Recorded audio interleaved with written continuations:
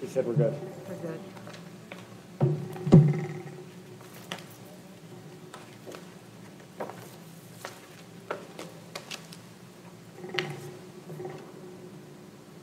Is everybody ready?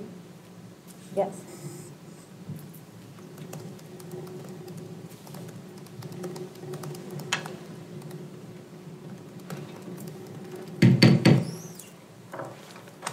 I call to order this public hearing for Scottsdale Unified School District and the governing board for the Scottsdale Unified School District. It is Tuesday, December 15, 2020, and the time is 5:01 p.m.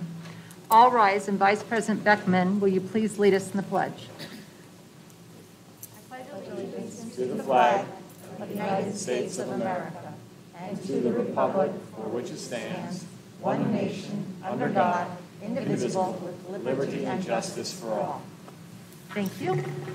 We'll have a roll call, starting on my right. Jan Michael Greenberg. Sandy Kravitz. Barbara Perleberg. Patty Beckman. And Allison Beckham. All 5 governing board members are present, and we have a quorum. We'll move on to the public hearing on for revision 1, the 2020-21 expenditure budget pursuant to ARS 38-41-02 and ARS 15-905DE. Notice is hereby given to the members of the governing board and to the general public that the governing board will conduct a public hearing on Tuesday, December 15, 2020 at 5 p.m. at the Mojave District Annex. It's regarding the approval of revision 1 to the 2020-21 expenditure budget. And we'll move on to public comments, I believe, first, or not? I think we do the presentation and then public comments. I have to apologize. I do not have a agenda in front of me. Oh. So I'm going to have to get one in a minute. So, thank you. We have our acting CFO, Shannon, thank you, Crozier, and you may go ahead and present unless Dr. Menzel, you would like to have some comments first. We're good. Okay. Well, Board President Beckman, members of the board, Dr. Menzel, and guests. Tonight we are looking at the budget revision 1 for the 2021 school year.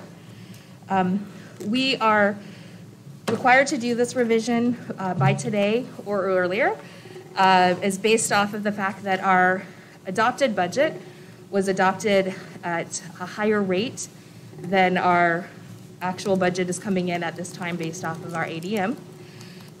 So this is a requirement that we must do because we are reducing the budget by more than 1% from our adopted. So we'll just take a look at some of the changes. The budget itself is really driven by ADM, which we've talked about before. These are the changes that took place within our ADM. As you can see, what we estimated and where we landed, and primarily this has to do with COVID and online learning, and reductions because of those two things. That led us to a significant decrease on ADM of what we had originally anticipated. So when we look at how that all plays out, and we'll look at this a little bit more, essentially that brings us to an $11.2 million decrease within our M&O. That would have been larger, but we had some planning in place and we're able to make a couple of things, as well as having some grants to help us to offset that deficit. Essentially, what we're doing is moving $2.4 million from district additional assistance back to M&O. That really comes from, we knew that there was going to be some grants for COVID, so we took expenditures from last year to buy computers, which was pretty close to $2 million. We purposefully moved those over to a grant so that, because at that time we had to have COVID-related expenses. That's since changed, but we purposely moved those over to the grant, which frees up capital funds. And then the other part of that is our Prop 123 monies was going to increase for this year to approximately 1.5. It actually came out a little bit under that, but pretty close to 1.5. We had moved 500,000 of that over to district additional assistance as well, because at the time we thought that would be a better place for those funds. Now that we need more money in M&O, we've decided that it would be, or I'm recommending that it would be a good idea to move that back to M&O. The other part that helps us out is that 2 years ago, we had some excess funds from what we thought we were going to need to carry over. And so a decision was made by the CFO at that time to move those funds to what's called new school opening. The thought being that we're looking at magnet schools, we could use those funds for the magnet schools. That money has been sitting outside of M&O and is money that we can move back to M&O. We have consulted with our auditors and the AG's office to confirm that this is an allowable way to go, and this was their recommendation. So because of that, that helped us out with $1.1 million that we could utilize back to M&O. So those two things have played a significant role in bridging that gap. Our district additional assistance went down 1.5. It actually would have increased due to the fact that we estimate one amount, our carryover was higher from prior year, but because we're moving the $2.4 million back to M&O, that brought it as a decrease of $1.5 million to our district additional assistance. The bond budget is going to increase $10.4 million. And really that comes down to when we're doing our adopted budget in late spring, we don't know the actual cost of what things will, expenditures that we have POs out there for. We estimate those things low because I would rather come back and say we have more money than we have less money. So that increased about $10.4 million. And then state and federal programs increased $10.6 million. Essentially, that is because we received this $9.6 million for the enrollment stabilization grant. And we'll talk about that and how it plays into the budget as we go forward. Just to remind everybody about the enrollment stabilization grant, essentially what happened is the governor's office received some federal funds from the federal government. And the thought was, we're going to lose enrollment this year because of COVID, and they wanted to help stabilize schools. So they came back and said, you can use 105% of the district's 40th day, or if you're losing, 98% of your weighted average from last year. Because we're declining enrollment, it's the 98%. They also limited that funding to $370 million, which I'm sure back in August seemed like it would be enough. But as we've got it into the school year, it's come out that there's a lot less across the board in Arizona. There's a lot less enrollment. And so that amount actually ended up the amount needed far exceeded the amount of what the governor had allocated for that, which plays into our award amount. The grant was to run from March 1st of 2020 to December 30th. So we were able to take expenses last year that hit and apply them towards this grant. And you'll see how that kind of plays with our number for this year because we have expenditures that we moved. And like I said, when this first came out, you had to have specific COVID-related expenses.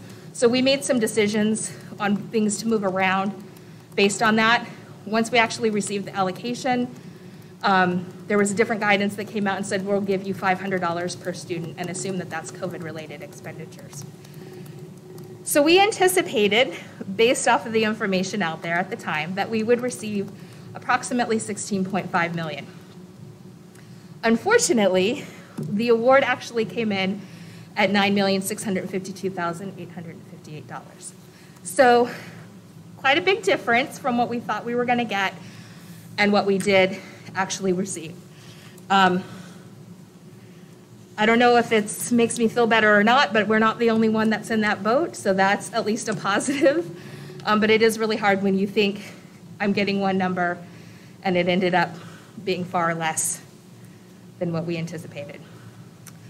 So when we look at those enrollment stabilization funds, this is what we basically spent those funds on. Last year we started right away buying PPE supplies for the classrooms so that things were ready when schools open. Those things included masks and hand sanitation and face shields and gloves. As some of those examples, so we spent $90,000 on that. We did hotspot services so that students who didn't have internet at home could continue their education online at home. The biggest expense, of course, being the computers. We fast-tracked the program to get computers to all students, and so That ended up being 1.9, and that's when I talked about the 2 million that we moved from DAWS because of those computers for 1.9. Headsets are over the IT department.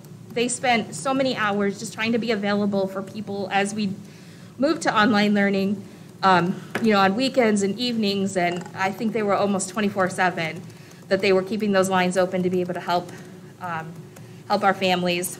We had a small expense for reopening. We had some committees that met that talked about the best ways to reopen, so there's a small amount there. So for last year, out of this grant, we had already spent $2.2 million. In this year, we had spent $591,000 on supplies up to this point for PPE. So when you take that out, it left us a much smaller amount, and we'll go into that a little bit more later, but it left a smaller amount that we could then move expenditures from M&O over to this grant. But it essentially gives us $2.2 million for last year and then the $7.4 for this year, which we did for PPE. The biggest thing to move is salaries. So we picked salaries for teachers. We just took a small window. We took teachers from Arcadia, Coronado, Chaparral, and Saguaro, moved them literally for 4 or 5 paychecks over to the grant and out of M&O, because we have to have those expenses in the grant, and then moved them back. So they're already back into our M&O and encumbering for the rest of the year out of our M&O. I will say with that, because it's a federal grant, we're required to do time and effort. So we did send out notices to the schools saying, can you please have your teachers sign off? If it's not the end of the world if we don't have the teacher's signature, but we do have to do time and effort on that because it is a grant. But it doesn't change anything with the teachers or their pay or anything like that. And then I picked utilities simply because it's at a high expense and I don't have to do time and effort for utilities.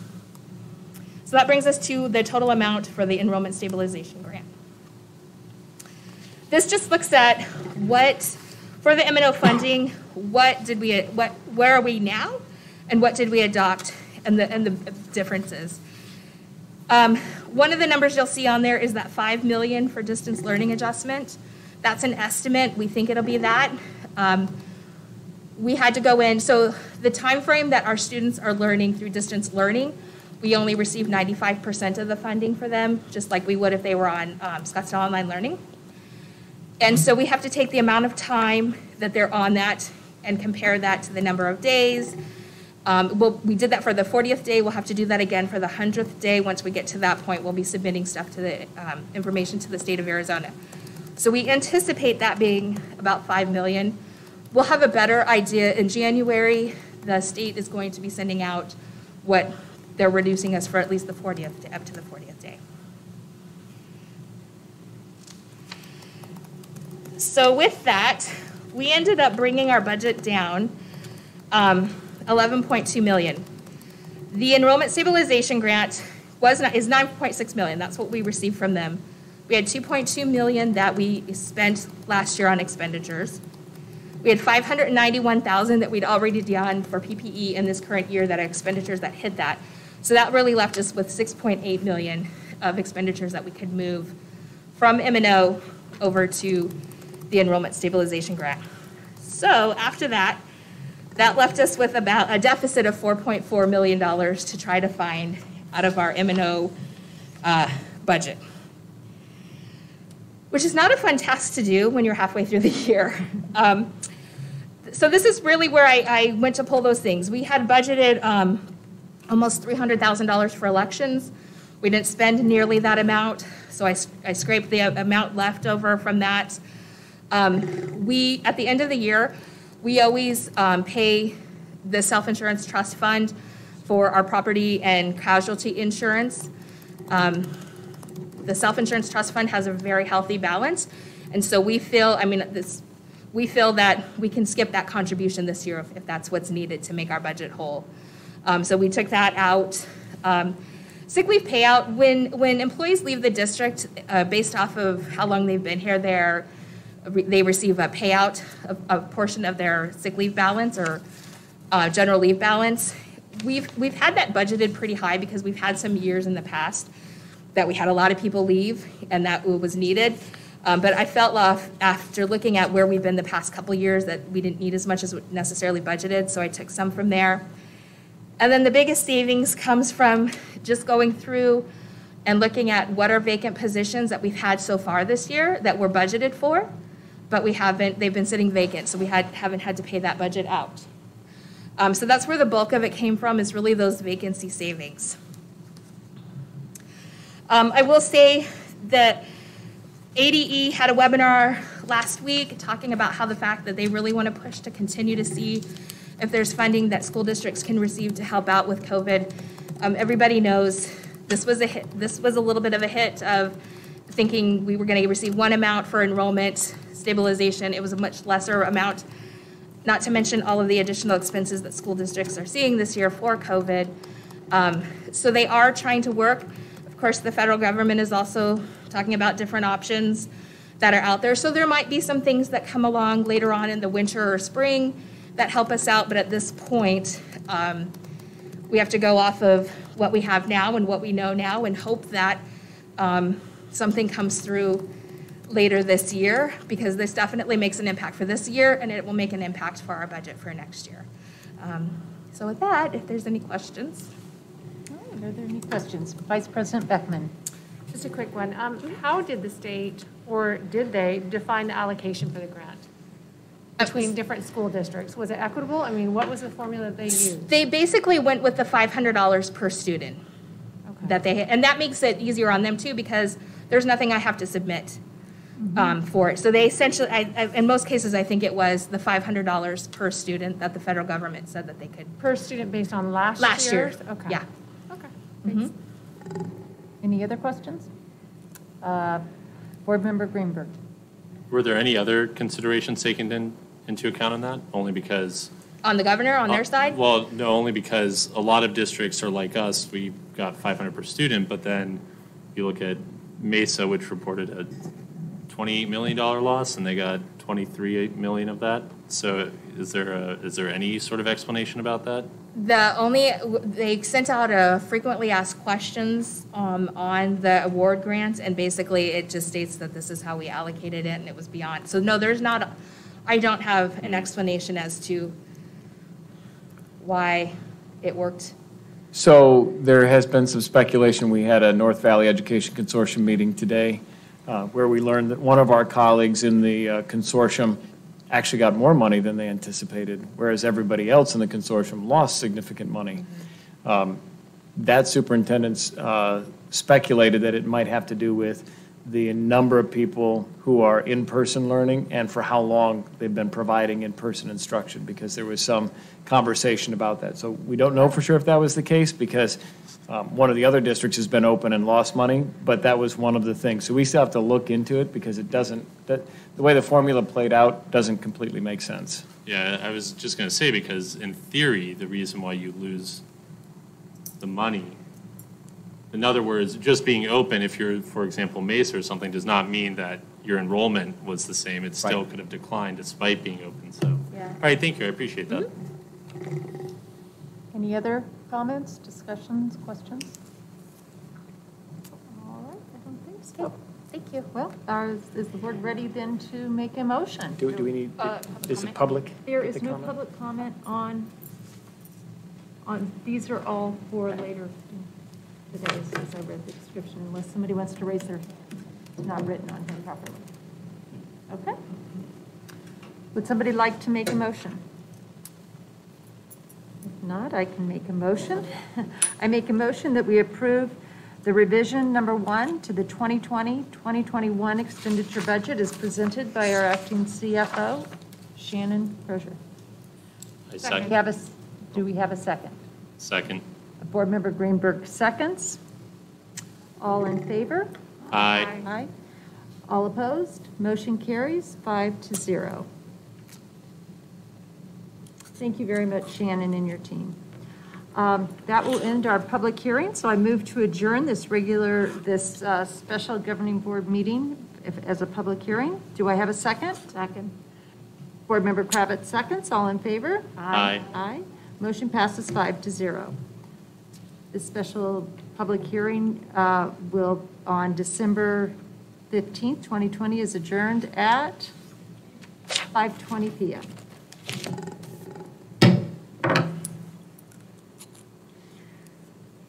All right, I guess we'll just go straight into our next meeting.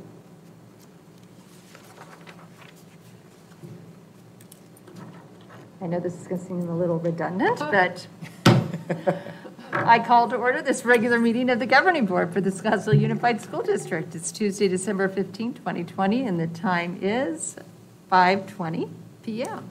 All rise, and Vice President Beckman, will you please lead us in the pledge? Deja vu. To the flag of the United States of America and to the republic for which it stands, one nation, under God, indivisible, with liberty and justice for all. We'll have another roll call, starting on my right. Jan Michael Greenberg. Sandy Kravitz is still here. Barbara Perleberg. Patty Beckman. And Allison Beckham. We have a quorum today, as all governing board members are present. So we'll move on to approval of the agenda. Do we have any changes to the agenda today? Yes. Could I please pull 11N, consent agenda item N?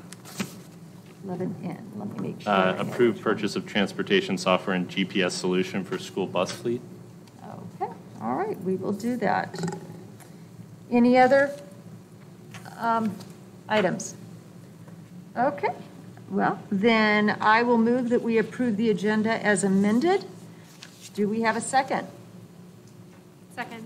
Vice President Beckman seconds. All in favor? Aye. Aye. Motion carries 5-0.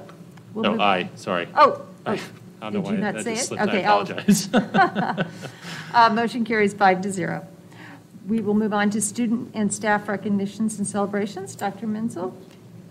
Well, good afternoon, President Beckham, Vice President Beckman, governing board members, and we're really excited on this last board meeting of December and the calendar year 2020 to acknowledge some outstanding celebrations this afternoon. I'd like to begin by inviting Dr. Guerin, our Assistant Superintendent for Educational Services, to get things started as we celebrate and recognize our National Board Certified teachers today. Good afternoon, President Beckham, Vice President Beckman, Governing Board members, Dr. Menzel, and Gladys. I am so excited to be here today, especially because we have some of the teachers here in person. As a leader among Arizona K-12 public school districts, Scottsdale Unified School District is committed to delivering outstanding learning opportunities every day to its 22,000 students. We ensure this by having exceptional, caring teachers in every classroom. We offer professional development to teachers throughout the school years, and teachers also seek out professional development outside the district. Some SUSD teachers have chosen to pursue certification through National Board for Professional Teaching Standards. National Board certification is the single most difficult, respected professional development program available to classroom teachers in the United States. It's rigorous and reflective, and I think these outstanding teachers behind me can really stress the rigor, reflection, and the time that they committed to the process. It requires teachers to showcase their talents, to reflect on their practice as both a science and an art, and compare them to the national board standards in their practice. It can take up to 5 years to achieve. One of SUSD's greatest strengths is its nearly 90 national board certified teachers at 25 of its 29 schools. This afternoon, we are here to celebrate the certification renewal of 5 current SUSD teachers and a recently retired teacher who completed this process despite knowing that she would not return to her classroom this fall. These teachers were most recently certified 10 years ago. They are here 10 years later, still dedicated to the process of professional development and reflection and improvement of their profession. Would the following teachers please join me at the podium? It's going to be very hard for me because normally I shake hands, I hug, I hand certificates. So we're going to have to do this together in a very careful way. But would you please join me one by one at the podium as I call your name? So we have first Joy Funk from Tonalea K-8.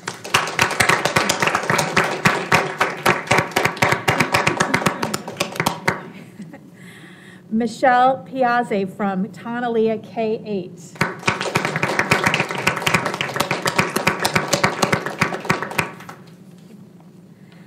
Kathy Skinner from Redfield Elementary School.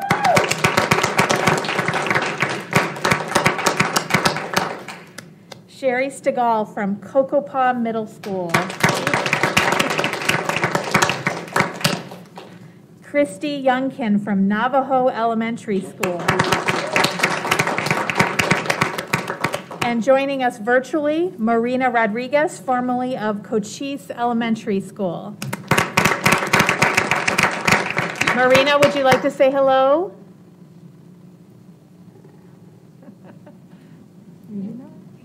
Am I on? You're on. You're on. Hello. Hello. Hi, everybody. Great to see you. We wanted to clap for you, too. Thank you so much. I'm very honored. Congratulations to everybody. Thank you.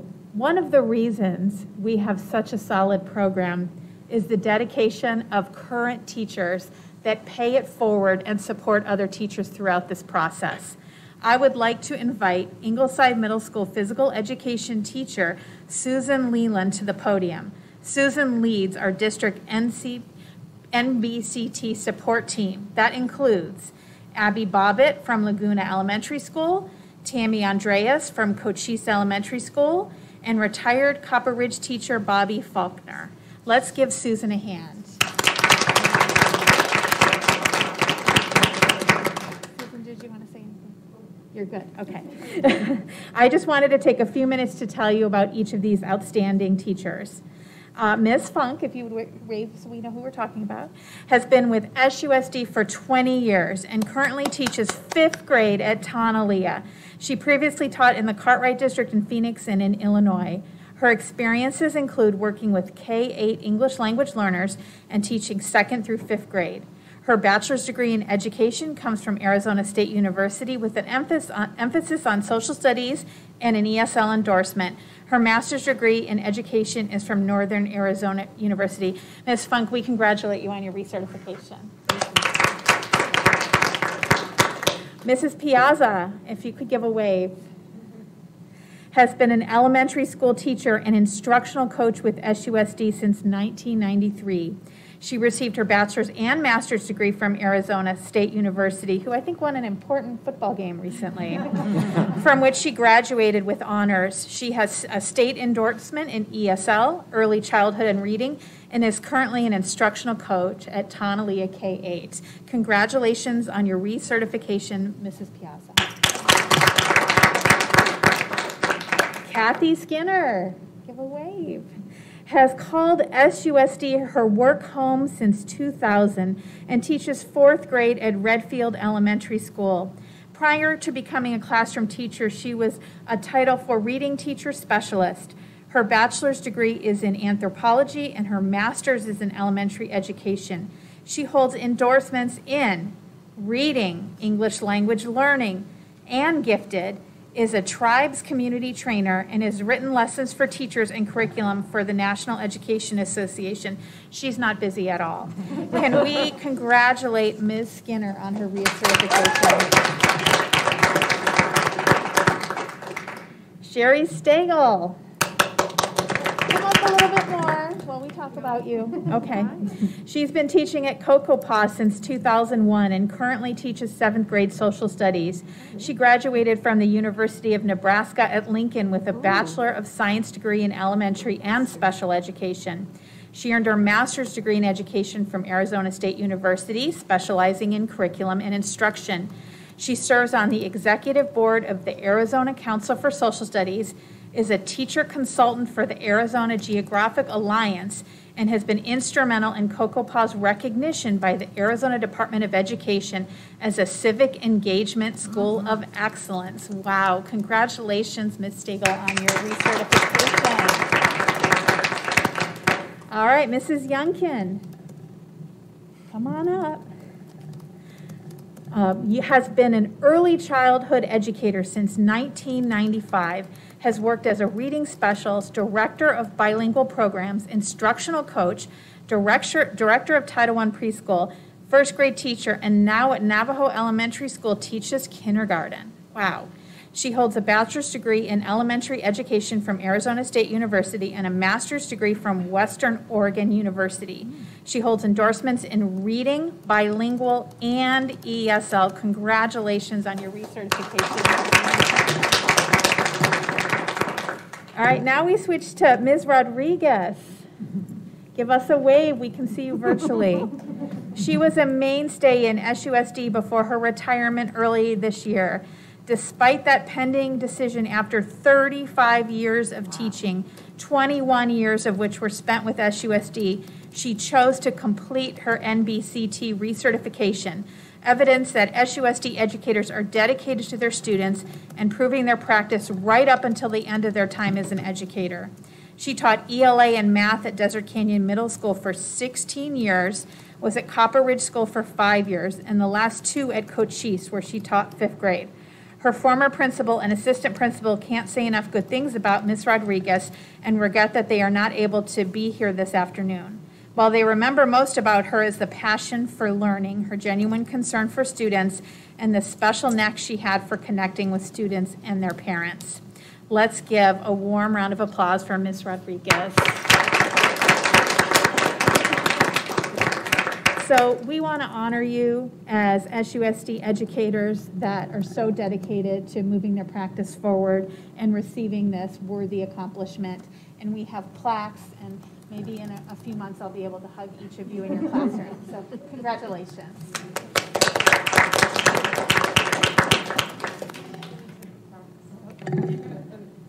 Everyone wants to get their own plaque. Michelle?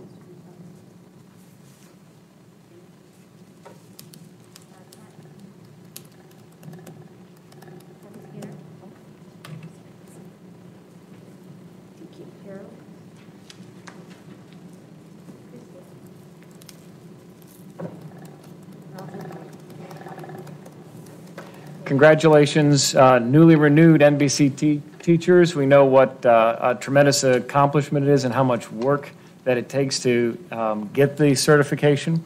I also want to point out that we have a couple of additional teachers who recently are getting their new NBCT certification.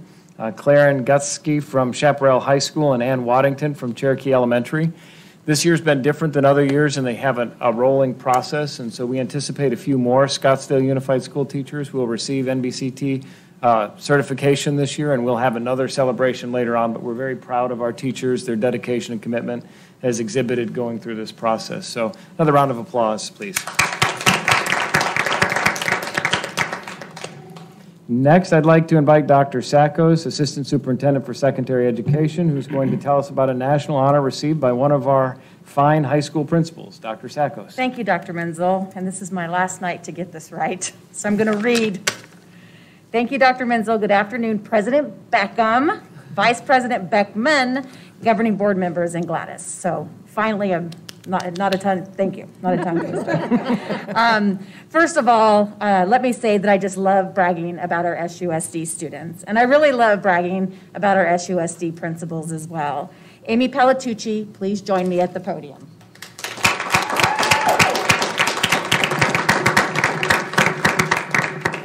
And I learned before the board meeting, this is the Coronado Corner.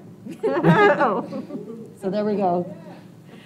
As you may know, Coronado High School was one of the first high schools in Arizona to establish Jobs for Arizona Graduates, JAG, in 1980. It was a program of deep interest to the late, great Carolyn Warner, as she was the superintendent of public instruction at that time. JAG programs help young people stay in school and acquire academic, personal, leadership, and vocational skills they will need to be successful after they graduate from high school. At Coronado, students meet with local business leaders to explore career options, tour college campuses, and receive guidance with college and career planning to help ensure their post-secondary success. Since being named interim principal at Coronado, and now the principal, Ms. Palatucci saw the way JAG program impacts her students. It helps them to develop confidence in themselves, in their abilities as students, and in the futures they dream of pursuing in institutions, higher learning, and in careers in the workplace. She embraced the JAG program as a high priority for Coronado and has been steadfast in her support. In doing so, over the last 2 years, she's garnered the attention of the state JAG leaders, no surprise, who, unbeknownst to her, nominated her to receive the National JAG, Jobs for Arizona Graduates, 2020 National Educational Leadership Award. And yes, my chills are back. Her recognition was announced December 3rd by Louisiana Governor John Bell Edwards, as he is the chair of JAG's Board of Directors. As was stated in her nomination, Ms. Palatucci has taken a vested interest in the JAG program since coming to Coronado. She has worked to understand the role JAG can play on her campus and goes above and beyond to understand how she can best support successful implementation of the programs, her students, and her coordinator, Wendy Paez Gonzalez. We are super proud of you, Ms. Palatucci. Can I call you Amy? Of course. Okay. And would like to thank you for everything you do for the Dons. Please accept this SUSD coin of recognition. Thank you. You're welcome. And thank you, Dr. Menzel. Back to you.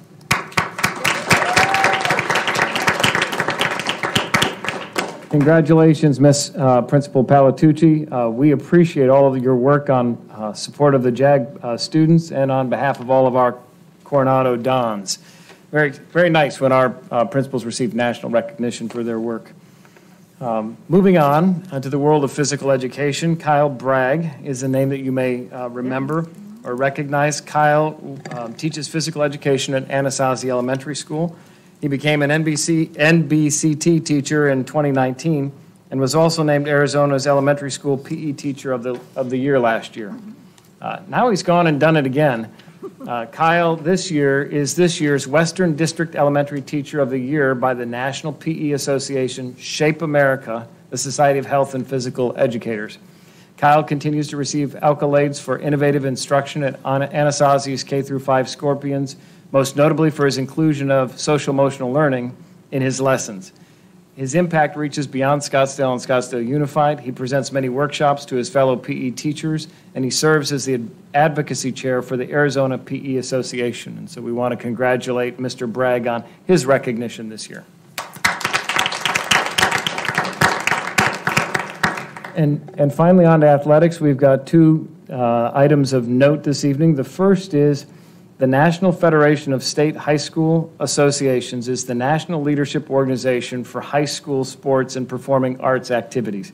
Since 1920, the NFHS has led the development of education-based interscholastic sports and performing arts activities that help students succeed in their lives.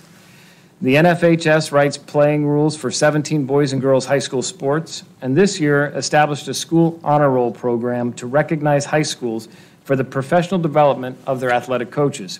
Coaches are invited to complete specific online education courses through NFHS Learning Center. Being named to the NFHS School Honor Roll is a symbol that the school and its coaches are committed to providing great athletic experiences for their students. And we are so proud that Coronado High School is the first high school in Arizona to earn level 1 status on the honor roll. Go Dons!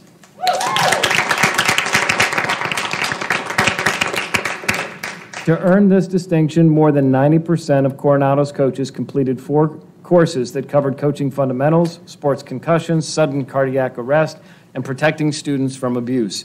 And from what we're told, the Coronado team, led by Assistant Principal and Athletic Director Tony Miller, intends to complete its Level 2 training soon. We hope to be able to celebrate this tremendous accomplishment with you in person sometime in the future. Thank you and congratulations again, Coronado. Last but not least, it has been a roller coaster of a season for the Chaparral High School football team. But on Saturday, the Firebirds claimed the Arizona 6A State Football Championship title, defeating Gilbert's Highland Hawks by a score of 24-14. Having missed their first 3 games this season due to COVID-19, Chaparral qualified for states having played the minimum 5 games and came into the postseason as the number 7 seed in an 8-team division. During the course of the 6A playoffs, the Firebirds beat the number 2 seed, the number 3 seed, and then on Saturday, the number 4 seed in Highland, with outstanding contributions from junior defensive tackle Anthony Lucas and senior running back Jared Williams. As you know, I had the privilege of being at the game. I even have photographic evidence of calling the second touchdown. It was wonderful to see our students competing in a game that they've worked so hard to play well, exhibiting great sportsmanship, and demonstrating that through all of the adversity and challenges this year, they were able to overcome those and end the year with a successful win. It's their first state championship since 2011, and I'd like to congratulate the Chaparral High School football team, Coach Brent Barnes, his coaching staff, and the entire Chaparral community on this great accomplishment. Go Birds. But we're not done, because we like to celebrate, and this evening represents the final meeting, well, sort of final meeting, of the 3 members of our governing board.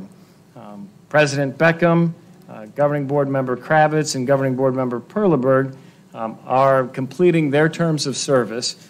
President Beckham and governing board member Kravitz have served for 4 years, and governing board member Perleberg has served for 8 years on the board, which I know seems a lot shorter. I thought it not advisable to add up all of the hours that are spent as a governing board member. But what I know from a superintendent perspective about each of the 3 of you, even though I've been here less than 6 months, is that you are here for the right reason, that you care passionately about the education of the students at Scottsdale Unified School District. You volunteer to do this work not because of the fame and glory, but because you want to ensure that in Scottsdale our children receive the best possible education they can. Not everyone understands what goes into being a governing board member, how much time, how much reading, how many emails, how many times you're dealing with things that you never anticipated that you would be dealing with.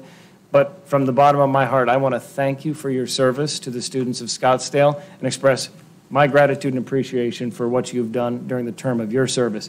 And we do have nice parting gifts as a token of our appreciation, and we can give those to you later. If you'd like them now, I'm more than happy to get up and distribute them. So I want to ask everyone here to join me in a round of applause as we appreciate you for your years of service on the governing board.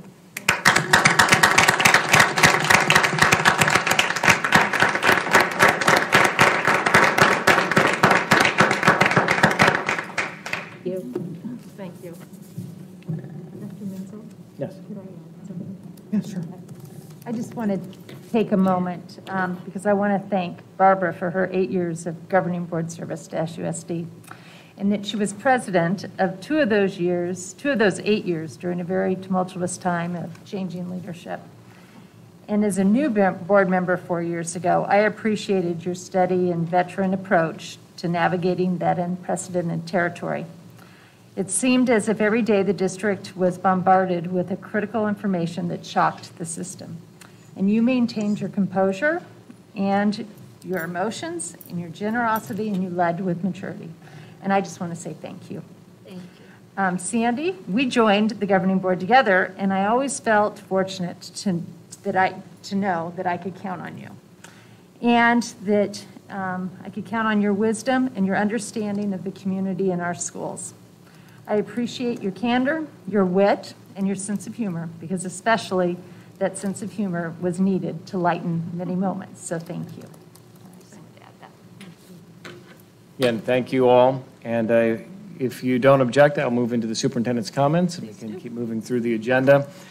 Normally, I would start with a COVID update, but because we have agenda item 13B, I will keep those comments as a part of our presentation there. That will allow me to get through the rest of my comments a little bit more quickly. First, as you know, one of the things that we've talked about since the time I was hired was the strategic planning process and thinking about the future of Scottsdale Unified School District. One of the goals that was established was to start the process no later than December of 2020, So I wanted to provide a brief update in terms of where we are. We issued a request for quotes, so not a formal RFP, but something a little bit less formal in order to invite organizations and/or individuals that provide this type of service to submit proposals for consideration. We received 3 proposals. 2 of those were invited to interview with a committee of individuals from Scottsdale Unified School District, including 2 of our governing board members. After we completed the interviews, we scored both proposals, and it was virtually the unanimous recommendation of the interview committee. This meeting is being recorded and/or transcribed. That's good to know. CAM Consulting was the organization that we chose to facilitate our strategic planning process. We're looking forward to working with Dr. Connie Cam, who is the leader of that organization. She's from Arizona. She's worked with a number of Arizona school districts and will facilitate our future-focused planning effort to ensure that the students of Scottsdale Unified School District are prepared to meet the challenges of the future as we build a vision together that will include broad participation from our parents, from our students, from our internal stakeholders. This meeting is no longer being recorded or transcribed. At least we got that small little bit of really important information. And so I have a meeting with Dr. Cam on Thursday. We'll begin the process of outlining the timeline. There are 3 phases to the process. The first is to really reiterate or outline what the mission, vision, core values are. We've got core values, but as you know, every organization goes through a developmental process, and part of what's important when you're establishing a vision for the future is to be able to articulate what it is that the community aspires for their students. And so we're looking forward to engaging in that process. During the past 6 months, we've really focused on dealing with the immediacy of the COVID crisis and how we tackle that. As a district, some of the most important work that we'll be doing is focusing on the future and how we ensure that Scottsdale Unified District is to compete with any school district, not only in Arizona, across the country, but around the world. So that's where we are on strategic planning. Secondly, as you know, we've had conversations with respect to the internal auditor position that's outlined in governing board policy. Yesterday, President Beckham and Board Member Greenberg and I had an opportunity to meet with Sharon Walker from the city of Scottsdale. We spent time talking a little bit more about her department, the function of internal auditing, and we think that there's a potential for a partnership with Scottsdale Unified School District and the city. We left that meeting agreeing to have additional conversations to explore what that might look like, and so I'm grateful for their willingness to explore that as a future topic of conversation. There may be some tweaks required to how our policy is structured if we work in partnership with the city, but I think that there's some things of value that we might be able to uncover there. And from my perspective, I think it's a win-win for both the city and the school district. The final report area relates to evaluation of administrators. Again, this is something that was in a goal area that the board established for me, but it's also outlined in governing board policy GCO, which talks about selecting a tool for other administrators. So I just wanted to give you an update where we are in that process, why we're where we are, and what the next steps look like. So as you may recall, I started on July 1st, and there were a few things going on. We had our 2 meetings, July 7th and July 9th, to adopt a return to learn plan, and then we had to operationalize that. All that to say there was no time during the beginning of my time here to really explore what's an appropriate alternate evaluation tool for our administrators other than what we have. I think that the process is really important. I think the process of evaluation is critically important. But given the way the governing board policy is written, and I'll read just one portion of it, it says, the format for the evaluation system of other administrators other than the superintendent will be developed under the leadership of the superintendent, focusing on the responsibilities and outcomes which support the overall instruction program and needs of the district. Superintendent will make recommendations to the governing board for approval of the evaluation system for other administrators. Evaluation procedures, timelines, and methods to be used for the communication of evaluation results will be reviewed with each employee prior to the beginning of the process. I would underscore the very last part of that, prior to the beginning of the process. So the idea of changing a tool, once we got into September, when we had a little bit of an opportunity to start thinking about next steps on evaluation, really wouldn't have allowed compliance with implementing a new tool at that point in time. So because we have a tool using the Interstate School Licensure Consortium, or ISLIC standards, the decision was made to utilize that tool and begin a process of working with each of the administrators to identify specific goals for their area of responsibility. I asked them each to draft 3 goals. There's an academic-related goal that's an expectation, particularly for those who have oversight of instructional areas of importance, a communications goal, and a department goal of their choosing that we can discuss and review. So I met with them at the end of October and the beginning of November to review those goals. It's a little later than we normally would like, and so in the future that process will start a lot earlier. Secondly, we'll do our mid-year review in January. But the most important part of this is that we'll complete the review of their performance by the end of March. Even though we won't have all the academic achievement data, we'll have sufficient evidence with respect to their meeting expectations to make a determination about extending a contract for a subsequent year. One of the concerns that I heard before I got here and then after I started is the idea that contracts roll forward before we've completed the evaluation process, and then we may or may not be in a position where we've got individuals that haven't met expectations but they have a contract. So by moving the process to a point where we complete the final evaluation by the end of March, we won't be in a position where we find ourselves having extended a contract without completing the evaluation. I think it's important to step back and look at what the expectations of an evaluation process are. How do we use that to improve performance? We want that when we evaluate teachers, when we evaluate building principals, and when we evaluate central office administrators. And so there are a number of tools that are possible. I had a conversation with the president of McCrell, who I've known for a number of years. We use McCrell's balanced leadership in our principal evaluation. And it might be an adequate tool for central office, but I don't know that it's the best tool. And one of the things that Brian Goodwin from McCrell said in the conversation I had with him is you really want to make sure that whatever evaluation tool you select as a district for your central office administrators is aligned with your strategic plan. And so part of the process, and Dr. Cam even included this a little bit in her proposal, is to talk about what's the purpose of the evaluation process and how do you implement a tool that's aligned with your strategic plan, because organizational alignment towards those agreed upon goals is critically important. So as we get into the next school year, we've got the last 6 months of this year where we'll complete the evaluation. We'll be working with Dr. Cam in considering other evaluation tools that can be utilized on an ongoing basis. So I just wanted to make sure that you knew where we were in that process and why I made the decisions that I made, given all the things that were on the table. The ability to focus on selecting a new tool just was not going to be timely, and so we stayed with the tool that was in existence. And if there are any clarifying questions, I'm happy to answer, but that will conclude my report for this evening. Thank you very much. Going to move on to public comment, and we have policy BEDB, agenda comment on non-agenda and consent item only at this time. For items listed on the agenda as information discussion items or action items, the public will be afforded an opportunity to comment on those items as they come up for discussion. Each public comment is given 3 minutes.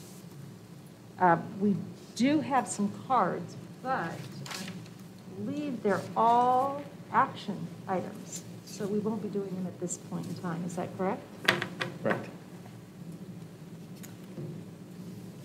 All right. Then we don't have any information and discussion items tonight, so we'll just continue on to the consent agenda.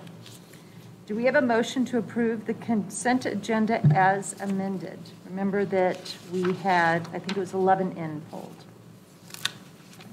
So moved. Vice President Beckman moves. Do we have a second? Second. Board Member Greenberg seconds. All in favor? Aye. All opposed? Motion carries 5-0. Now we will have the public comment on. What are we going to do? We have to go to the, 11N. 11. or do we? Well, do public comment it's, first? next, I believe, is public comment, and then we'll do the consent item 11 and then action items? No. No? Don't want to do that? Michelle? No. Sorry. We do it now. just be doing The that. 11N. All right, that's that president, 2 years in there. I trust her. All right, consent item N11N was pulled by Board Member Greenberg. Would you like to? Yeah, I appreciate the memo explaining this. I'm cognizant of the fact that we were spending quite a lot of money on technological infrastructure this year and another $200,000. I just wanted to better understand it because in the memo, it seems like there are two. My understanding is that there are two separate purchases going on in this. There's the purchase for the GPS tracking equipment, and then there's the purchase for the software. And in both instances, we want to replace and use a different company than the one we're using here. And the numbers seem, I guess I'm trying to understand the numbers a bit more because it's $200,000 to replace both of those and move to the new company. To stick with the existing company is exceptionally, I mean, it seems almost bizarrely more expensive to just upgrade the equipment we have. And I guess I'm kind of wondering, is there any other technology or support systems or things we need to purchase in addition to just moving to these two things? Or once we move to this new company, is that it? Everything's taken care of in terms of the software tracking, GPS? Or is it actually, there's more to it than just this? So there are multiple phases that were proposed by Brendan Wagner. And Brendan, if you are online, which I think you are, we're going to want you to weigh in here. So these are the first two parts of a three-part process. The third one isn't something that we have to do. It's something that we could do.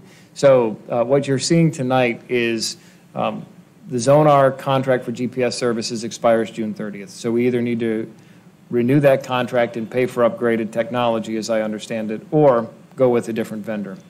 The routing software is antiquated. It's tied to specific machines. It's not cloud-based. There are a lot of reasons why it's problematic. And so the timing for putting these two together made sense in terms of what we're going to need to do in order to just keep the transportation department functioning efficiently and effectively.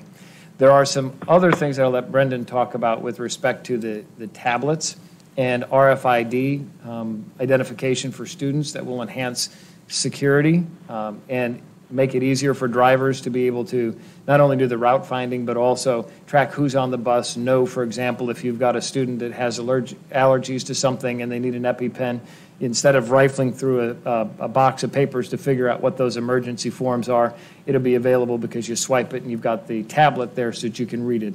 That would be the next part of the capital purchase if and when we decide to do that.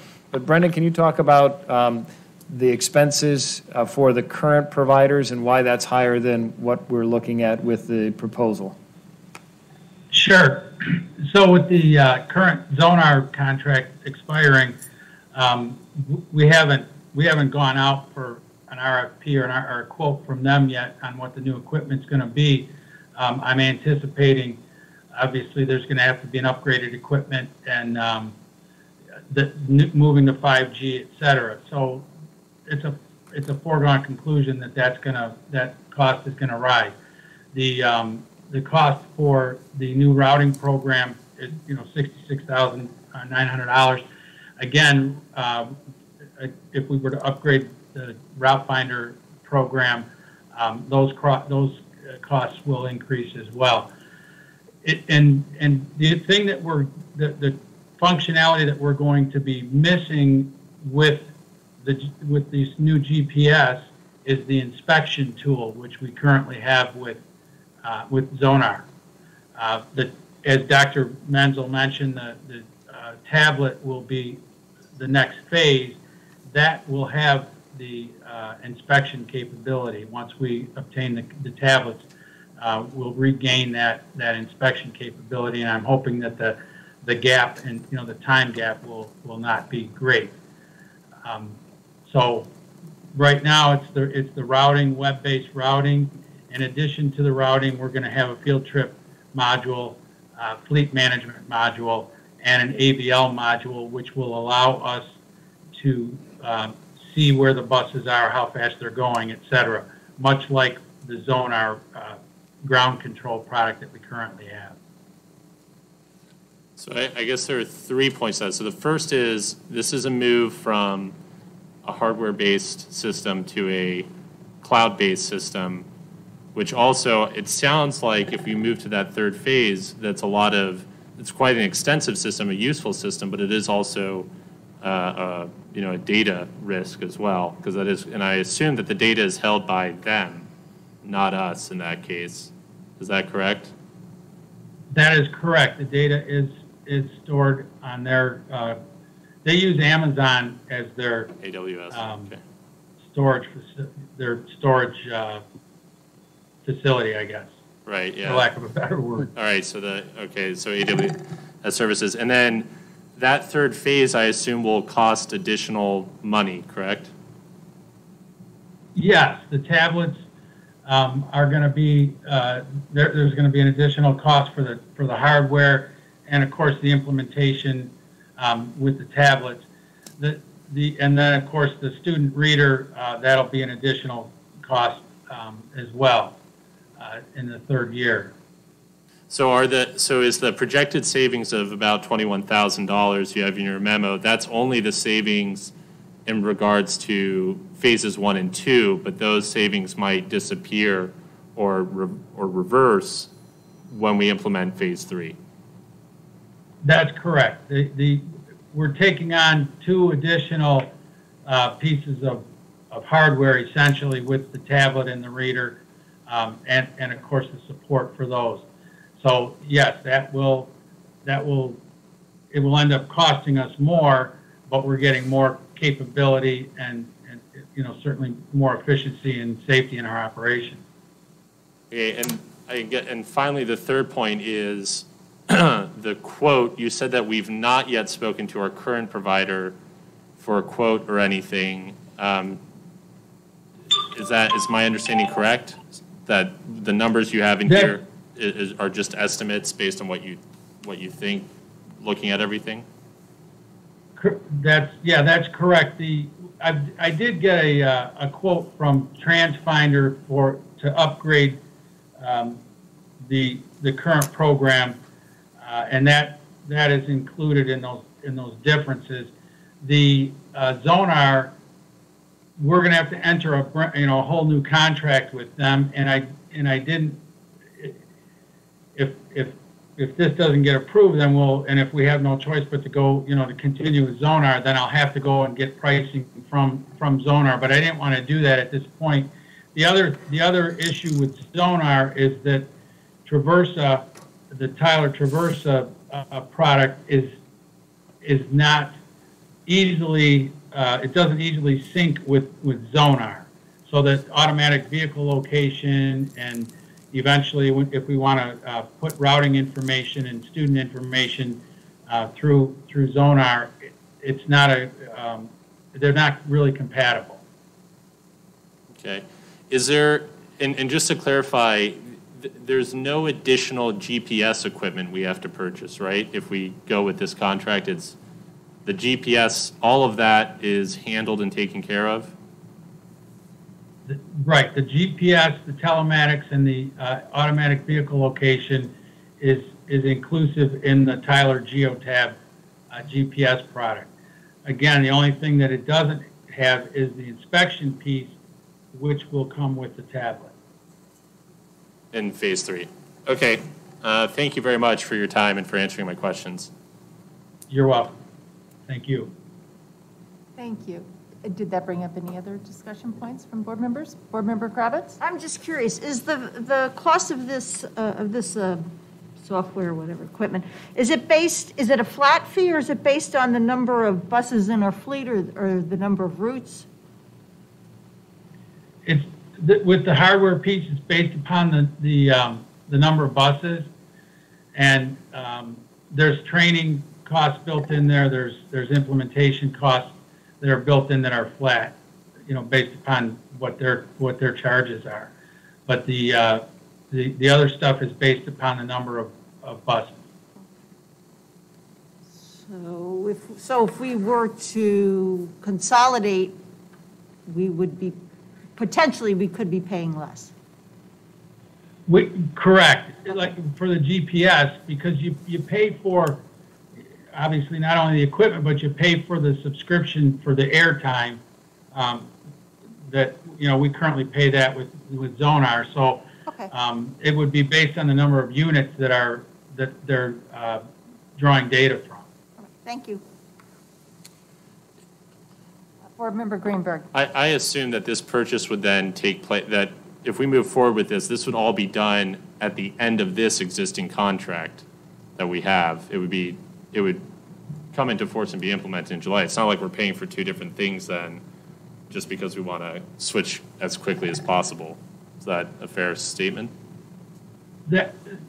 The Traversa with the routing program, I would like to get that in our hands as quickly as possible so that we can do the implementation and the training. And that is going to, in order to do that and be effective and make sure everybody's comfortable, I would like to get that in our hands quickly so that we can roll out the new routing for the summer routes. And then the installation for the GPS won't take place until the end of the contract, current contract. Okay. And do you have any estimated costs for phase 3 of this? Well, the tablets are, right now, the quote that we received is $164,800 for the tablets. And then the acquisition, I'll call it the acquisition cost for the tablets, will be a total of $213,000, which includes the support, implementation, training, development, and then of course the tablets. And then the student readers are $51,600, again based upon the current quotes. So that's in addition to this then? Phase 1 and phase 2. That would be in addition. It's in addition and hasn't been recommended. Right. So when I reviewed the proposal that Brendan brought forward, I couldn't guarantee, I don't know that we have the resources to be able to do it. I understand the student safety component, but the other two aspects of routing and the GPS we needed to be able to continue providing as a part of our core service. And so I think those take the priority. The system that we're upgrading to allows us to be able to add these other functions, and so I think it's reasonable to kind of done that longer range planning to see how we can accommodate safety enhancements to our system, but we're not required to do that. And to Board Member Kravitz's point, we want to optimize an efficient system. So instead of outfitting every bus for every potentiality, let's make sure that we've optimized our structure of transportation so that we're using the fewest number of buses necessary to accomplish the task in the safest manner possible. So this allows us to be able to add on, but doesn't require us to add on. But for how integral is that repair and maintenance function then that we're losing? That Brendan? Well, the GPS, the telematics will report, the geotab will report diagnostic issues back to the fleet maintenance software, and so that the garages will have that information. The inspection piece, that's going to be a deficit for until and if we replace the inspection tool with the tablet. I mean, the tablet's got much more capability than just the inspection, but that we'll have to do inspections on paper until such time that we can basically replace that with the tablet. okay, thank you. Board Member, Vice President Beckman. So when we move forward to some of these other, if they get added on, we don't hear a lot about, we hear about our buses and our fleet and whatnot, but there's some new things that we're potentially talking about with regard to our students. I would find it interesting to well, from a training perspective, I know they're going to train the bus drivers and whatever, but for the board, to even just see for 3 minutes what we're going to be purchasing if we're considering it going forward. I mean, I would like to know how, if a student is now getting on, are they scanning their ID when they get on? What kind of data is in there? If that's what we're talking about, to kind of go through the process a little bit more in detail. It's quite a large purchase, but there are some enhanced features that may provide additional safety, et cetera, that I would like to know, and maybe the public would probably like to know as well. Yeah, I see. I mean, I think it's really cool that phase 3 options, the scanning, and also, every now, it's very rare, but, we do have issues where a student might get off at the wrong stop and all of that. And so anything to help with those systems and better safety, I just want to be careful with costs. We are spending so much on IT stuff right now. I just want to make sure that this was something that really made sense in the short term and the long term. And I appreciate, Brendan, I appreciate your time on this, and Dr. Menzel as well. And so from what I understood from our previous conversation, you feel strongly that this is an item to be recommended. So here's, and I do believe it should be recommended, but I could see if the governing board wanted to, the routing software is the first priority. The Zonar versus the other GPS service is one where if you want us to find out a cost comparison between Zonar, now there's the software compatibility issue that Brendan mentioned, but if you want to have that cost comparison before finalizing, because we're going to spend the money to either upgrade Zonar's GPS system or ours, but you would have that data, that we could do later, because that really doesn't need to be installed until July when the Zonar contract ends, so we'd like a little bit of time. The routing piece, as Brendan mentioned, takes a little bit more time to get people trained, and you want to have some overlap between the old software and the new so that you can be sure the new is working before the other one gets shut off. So from a priority standpoint, the software is the first priority, the GPS is the second, and if you wanted to pull the GPS from tonight's conversation so that we can get the cost comparison data, we could do that and bring it forward at a later time. Well, why would we do, if there's a potential software compatibility issue, or hardware software compatibility, why would we do that? So Brendan, can you clarify if it's not optimized or if they don't speak to each other at all? They don't speak to each other at all naturally. We would have to purchase an enhanced, I can't think of the term right now, but we would have to pay additional to have Tyler's product speak to Zonar's product. There's a syncing, to sync that information. And like I've talked to, I believe it was Tollefson, and they're using two basically incompatible, products. Their routing and their GPS, and they've had a lot of problems with that syncing. And if we're gonna, as I hope, we move forward with the rest of the solution, then it's gonna be a real quagmire trying to make those things, match. Thank you for the clarification. In that sense, then, because I was not sure about how the communication was, it doesn't make sense to not do them together. Because we need to be able to have the systems communicate. I also can't envision a time where we don't have GPS operating on our buses. In the 21st century, you need to know where your buses are, where they've been. You need to be able to track them for any number of reasons. So I do support the recommendation. I just wanted to identify that from a time perspective, one is more pressing than the other, but they are coupled still. And so the benefit of doing it now is that we have the time to do the training and get everything done. But the downside is, unless I'm mistaken, that if we're doing this now and finalizing the next couple of months of purchase, we would have some doubling up of expenses while the other contract concluded. Brendan, is that accurate? That is correct. We paid for the support for Zonar and for TransFinder for this fiscal year already. So yeah, there will be some overlap of expenses using two products. The GPS piece, we really can't, we can install the module now if we chose to, but we wouldn't activate it. So we wouldn't be paying for the airtime for the service until such time that we actually turn it on.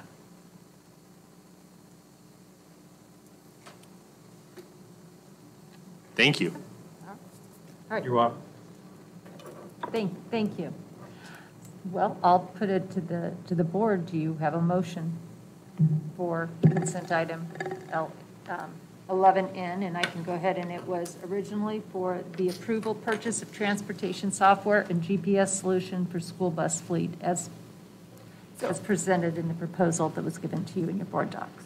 I will make the motion, but I want to thank Board Member Greenberg for pulling this, because having our acting CFO get up tonight and talk to us about a budget shortfall and really hit home that we have to be extraordinarily careful with our expenses going forward, because we really don't know how all this is going to settle out, really supports the fact that we need to look at these things rather closely.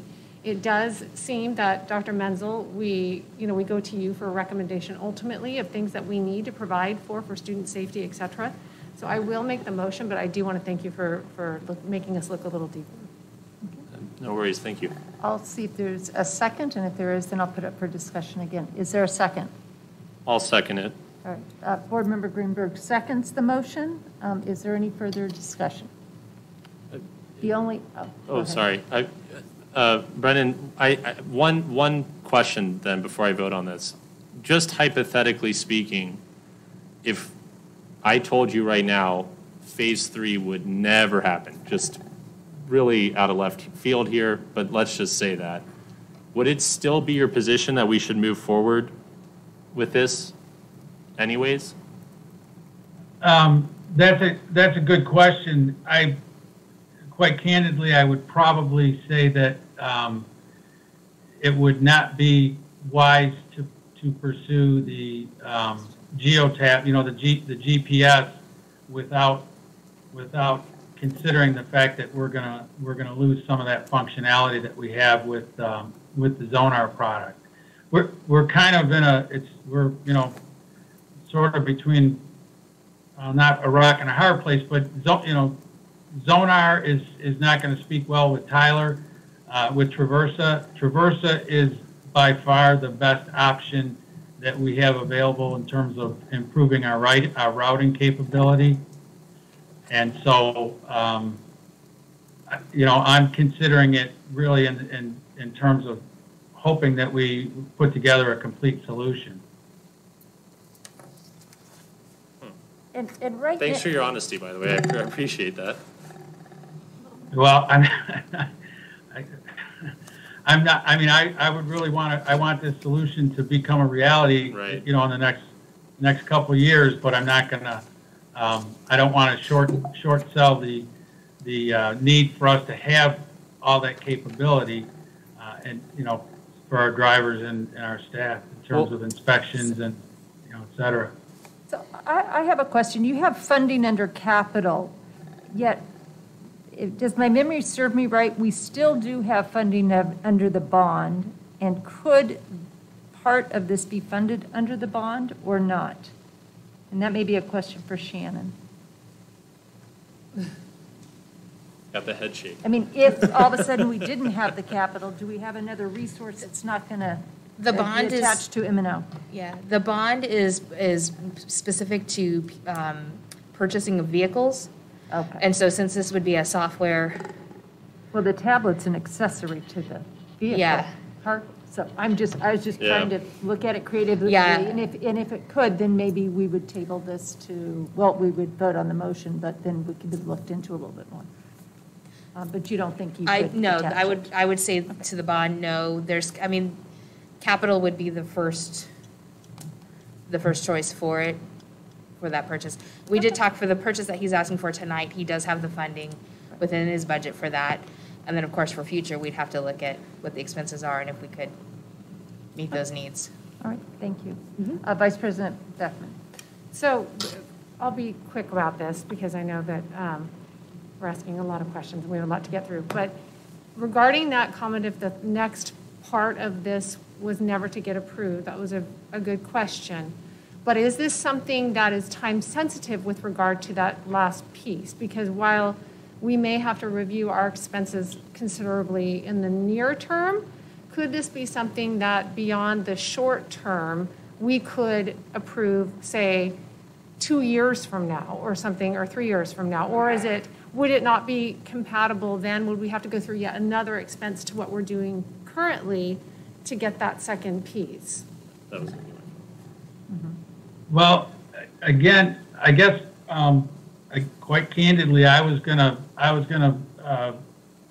look at recommending the tablets.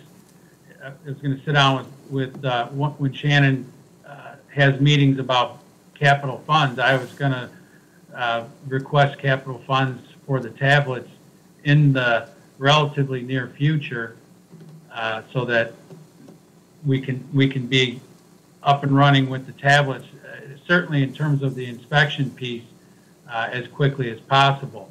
The student reader piece is something that can be, we can push that down the road. We can actually read the student cards with the tablet as a backstop if we wanted to go that route. But the tablet is essential for both the inspection and the communication, two-way communication between the bus and dispatch, student rosters and driver directions, et cetera. Okay, so if we decide we don't have the funding for that last component, we could do it later and add it on later on and not make the technology that wouldn't be necessarily outdated or irrelevant at that point. We would be fine, right?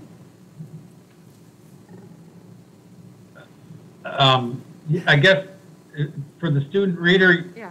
we could push that out. The tablet, I would like to look at that, if possible in the next budget year. Thank you. All right, thank you. Okay, we have a motion on the table to approve, now I've got to go back to approve the purchase of transportation software as presented on consent agenda 11N. And we had a second, and so all in favor? Aye. All opposed? Okay, please say aye. Aye. Aye. Aye. Aye. So, all in favor? Aye. Aye. Okay, all opposed? Okay, I'm an aye, so it's 5-0, it passes.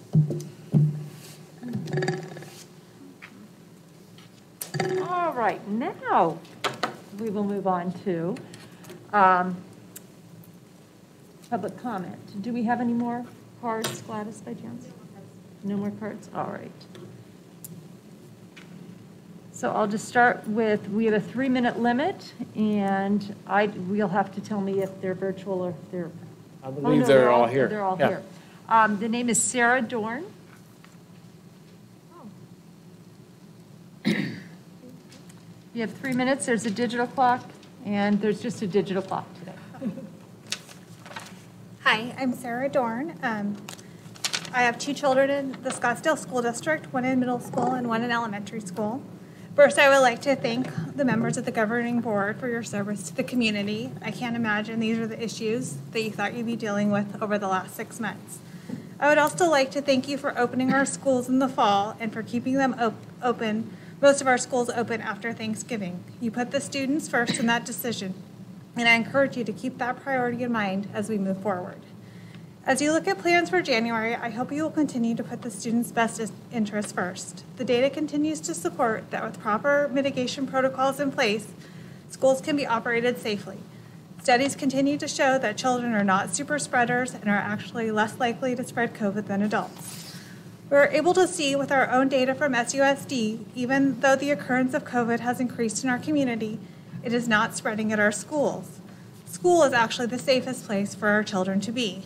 Not to mention, you have to weigh the negative impact closing schools will have on our students. The data continues to show that children are at low risk of getting very sick from the virus.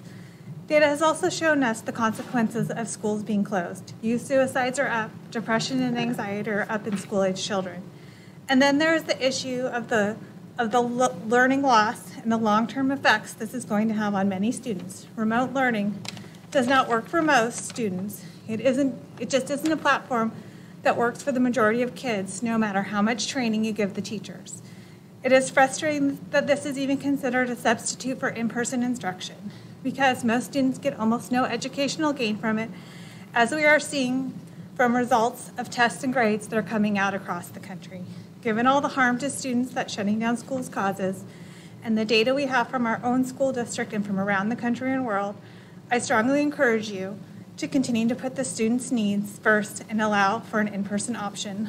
Of course, accommodations need to be made for those with health concerns, but I think we need to prioritize the majority of students that need to be in school.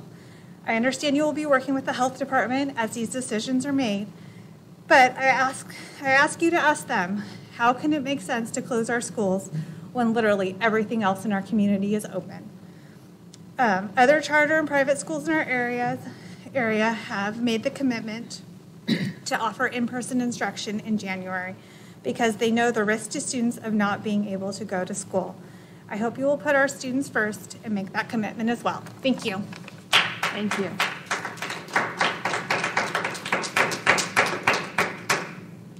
Brittany Walker.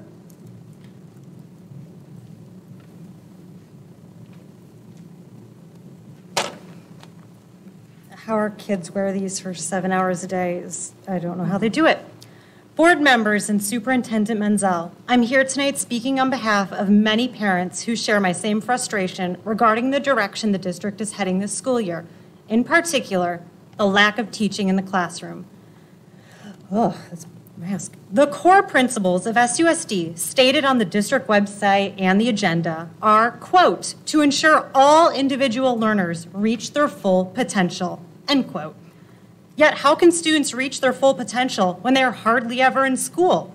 Online learning or being in school until 11:30 is not helping any student reach their full potential. My nephews in private preschool go to school more than these middle schoolers and high school students. Closing schools, introducing hybrid scenarios against the wills of the stakeholders, changing school schedules, limiting school hours, modifying metrics on a whim, policing masks and social distancing have overrun your purpose as educators, and you've done everything but teach the children. Where does it say in your principles that you should spend more time guessing about how the future is going to look than less time actually educating the children? I understand about the planning, but the focus has moved from teaching to, should we stay open or should we close?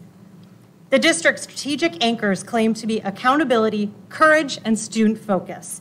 However, through every board meeting since the school year began, we have watched and heard you spend countless hours on metrics and keeping your bureaucracy running. There has been no accountability to the parents and students, no courage to stand up for what is best for the students, and certainly no student focus. You seem to have given countless options to your teachers and administrators when it comes to doing their jobs, yet given the students and their families very little. Either go online and deal with it, or go to school where learning is replaced with adhering to guidelines and various restrictions. This is hardly a choice. Kids are being told to go to music class, yet don't sing. Go to recess, but don't get too close. Want to play school sports? Do it privately after school. You'll have more freedom. When does learning and encouragement for these students start? Your sole purpose is educating. Many of us have jobs and responsibilities. I would love to see a day when the rest of us could decide not to show up or put in less effort and still get a guaranteed paycheck that we, the people, are forced to pay with nonetheless. As a former SUSD teacher, I am appalled about the lack of learning and teaching provided in our district. Your business definition says we educate. My question is when? There have been more movies, busy work, and general lack of anything resembling education. Private schools and charter schools are running laps around our students. I know, I've been desperately touring all of them. They're full, with large wait lists. These schools are faced with the same challenges, yet continue to operate largely with no issue.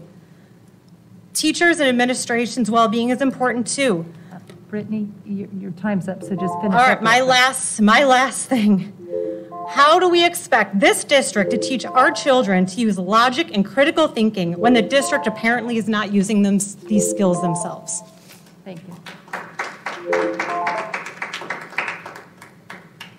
Juliet, and I apologize, it looks like McDonough? Yeah, McDonough.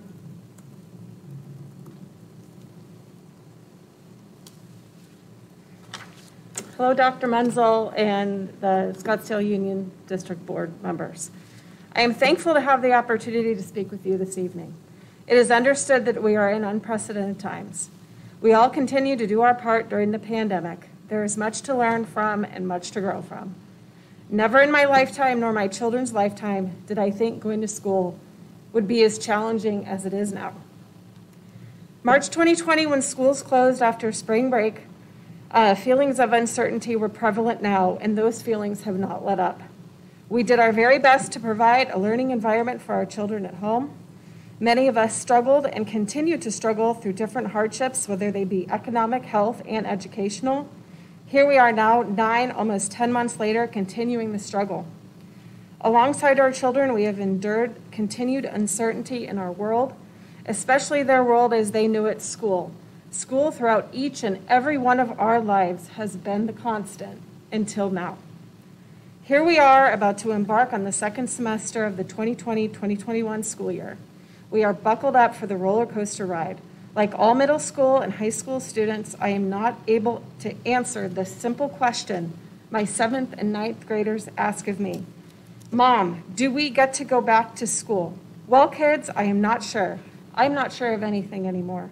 What I am sure of is I read articles on a daily basis on the importance of returning to in-person learning. I read articles that schools are not the super spreaders. I read articles from the most renowned sources that kids need to be back in school, which means so many things. I also read articles on what the so-called lost generation is going to look like, and we are in what is called the lost generation, our students at this age in this time. What a very scary thought, a lost generation. I am thankful that I know my kids are in a safe environment at home. I cringe at the thought of many kids who do not have the same situation. The kids who are being abused, don't have any food to eat, kids being left to fend for themselves while their parents leave the home to work so they can put food on the table and keep a roof over their head. I fear for the high school students that have not logged into any online platform and have essentially dropped out of high school. And this is due to circumstances well beyond any of their own control. Although my kids are in a safe environment, I see how much they are missing out on their education. My husband and I work full-time to support our family. We, like many households, do not have bandwidth to provide education stimulation beyond normal school hours, and this is past the minimum 3 hours that they are currently having school. My kids, like others, are home watching TV, playing video games, not activities that prepare them to be contributing members of society in a few short years. Excuse me, Thank you. time's up. Thank you.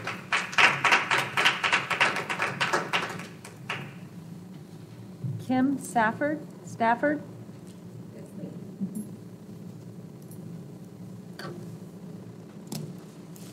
Good evening, President Beckham, Vice President Beckman, members of the Governing Board, Dr. Menzel, and guests. Thank you so much. I want to start off by just thanking the Governing Board and the district personnel for being so responsive to the parents. I know that you have done your absolute best to provide educational options for all of our learners, and that as this uncharted territory that we're in continues to evolve, that you are putting our students first. So for that, I want to say thank you. I also want to thank all of the site personnel, including all of our daughters' teachers who show up each and every day to educate our future. They have my undying gratitude. I come to you tonight as a concerned parent and as a community member. I sat in the audience 2 weeks ago and I listened to you discuss the return to learn plans in January. Plan A, Plan B, and Plan C, all of which are based on public health data and guidance, of which I fully support. What was left unsaid, though, was that we currently have 3 schools that are closed, and they are not closed due to public health guidance, and data, they were closed due to a staffing shortage. And that was left unaddressed 2 weeks ago. And I know that the district is working behind the scenes to address that for January, but I needed to have that on the record. The president of the Scottsdale Education Association has put forth 2 different versions for what occurred. In the first version, a very small group of SEA teachers prioritized personal pleasure over their professional responsibilities. In the second version, they politicized the district's request to voluntarily quarantine after Thanksgiving. No matter which version we choose to believe, the net result is that there was a staffing shortage that has needlessly closed 3 of our campuses. And how can we prevent that from occurring in January or whenever the public health guidance determines that it is safe for our students to return? How, how can the SEA be guaranteed to listen to science and use that as the guide instead of politics? The reputational impact of not having a campus open when public health data deems that it is okay to have it open is much broader than just the education of those students. For parents who are listening tonight, I ask you to please make responsible choices over the winter break to limit the spread of COVID in our community. To the incoming board members, I beg you to please continue to put our students first as the incumbent board has done. And to those teachers with SEA, I please implore you to put our students first and set politics aside and allow our campuses to be open. Thank you. Thank you. That concludes our public comment on our action items. We'll move on to our action item A, authorization of expenditure, Mid-State Energy Bipolar Ionization Pilot Program.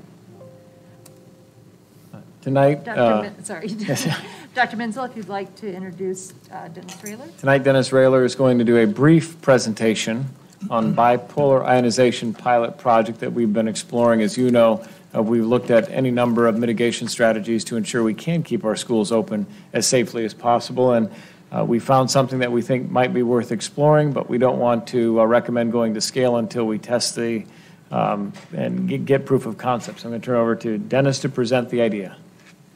Thank you, Dr. Menzel.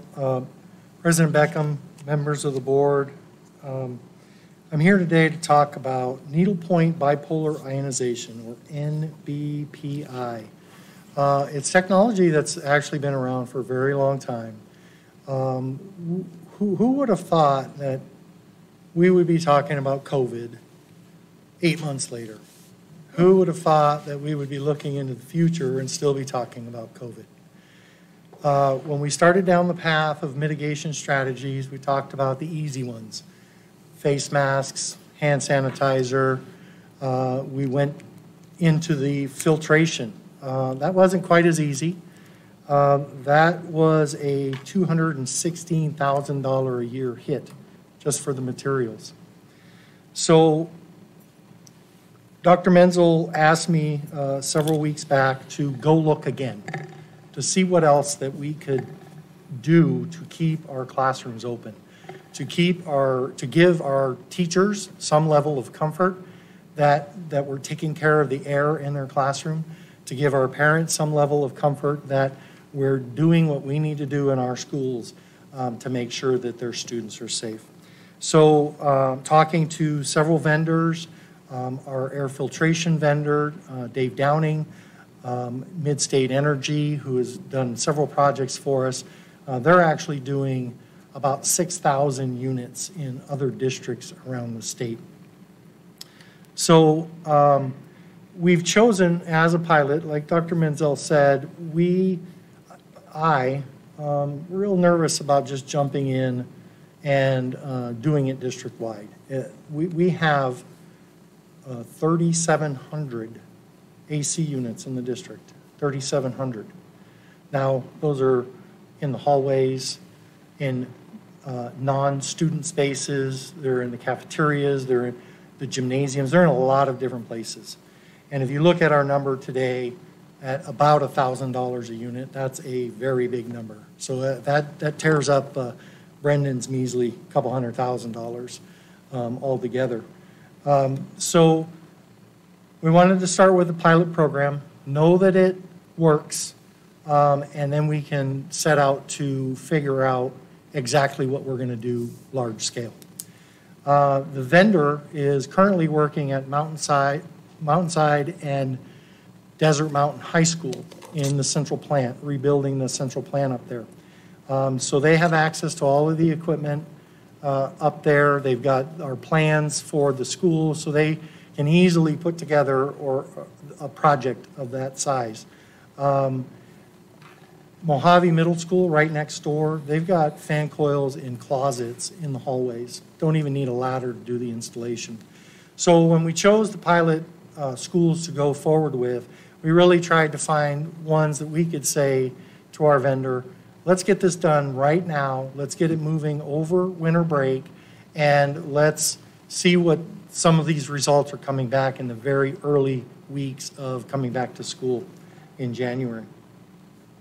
So the criteria that I've shared with the principals on the selection of which rooms, because we're going to do 20 rooms per school to start out of the 3 schools, so a total of 60 units.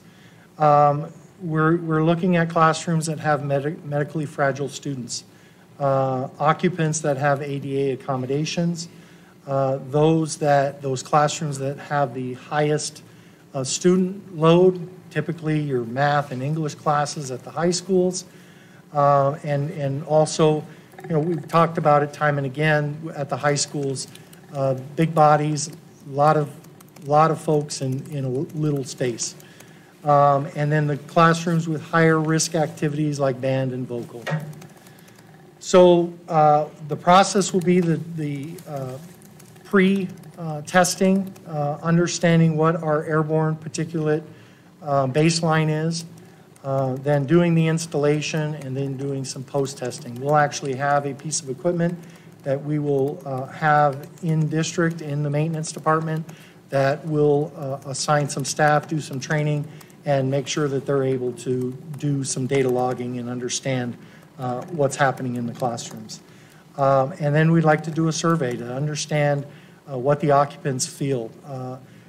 Typically with this ionization equipment, you're going to have this different kind of odor, a fresh odor in your classroom. Some people might be familiar with ozone. Most oftentimes you hear about ozone on the news. It's a bad ozone day. We don't want to introduce ozone, but they do use ozone to clean spaces. If there's a fire in a building, they will ozone that building to destroy the odor particulates. So we're not going to that level, but it is charging those atoms so that they can attack the particulates that are in the air.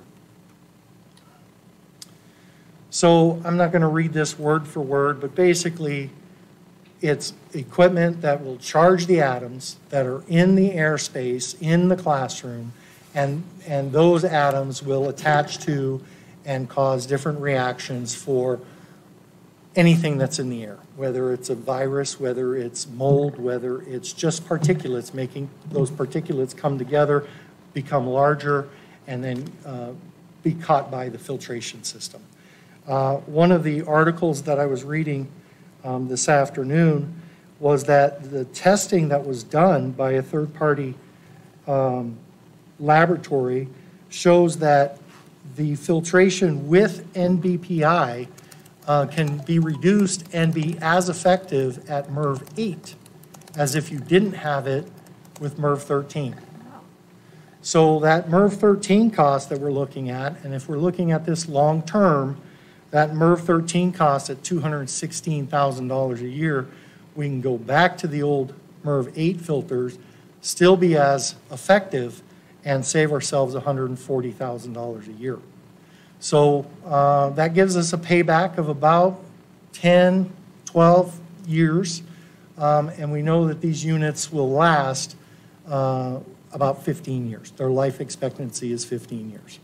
So there is a potential for a return on investment that works within its life expectancy, and so it's definitely something that we want to consider. Is it the end all?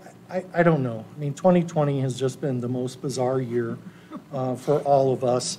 And I know that in conversation with Dr. Menzel that there are other applications for this. It's indoor air quality component first. The virus component is really secondary. They've been doing it in hospitals and other places long before the coronavirus came along. And so when we talk about being careful about that expenditure, when we talk about what we're going to do, just look at that MERV 13 cost, and if we have to continue down that MERV 13 path, we're going to spend up that money pretty quick. So let's find a solution that will work otherwise. So there's I'm going to touch on the very last one, the energy savings component. That one's, it's there. The vendor, the manufacturer says it, but that's a little trickier and not as easy to accomplish as one would think right off the bat. But basically, your indoor environment, it's all about carbon dioxide. We're trying to bring in that outside air to flush out or dilute that carbon dioxide that we breathe and emit ourselves. And so if we have the NBPI working on that carbon dioxide, then we can also look at cutting back our outside air and possibly saving energy. Imagine during the summer or even in the fall when all that hot, humid outside air is coming in, and if we're able to reduce that amount, there is a potential for savings. We won't see that right away, but we will have that in our follow-up presentation to better understand what that potential is. Okay?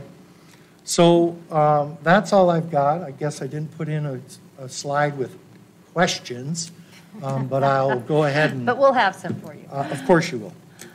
Vice President Beckman. Just a quick one.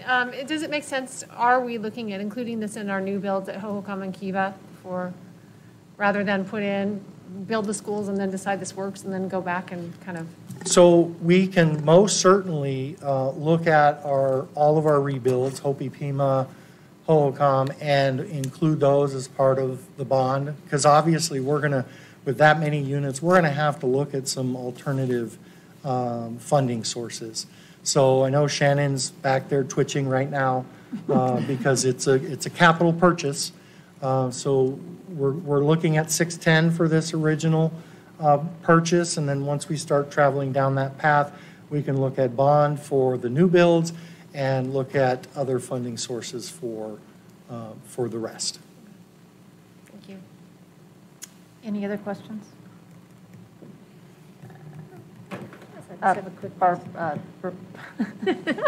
Board Member Perlberg, please. Thank you. So have you established already kind of the line at which, okay, this does work, this gives us the results that we want, that move forward, or is it one of those a little more subjective?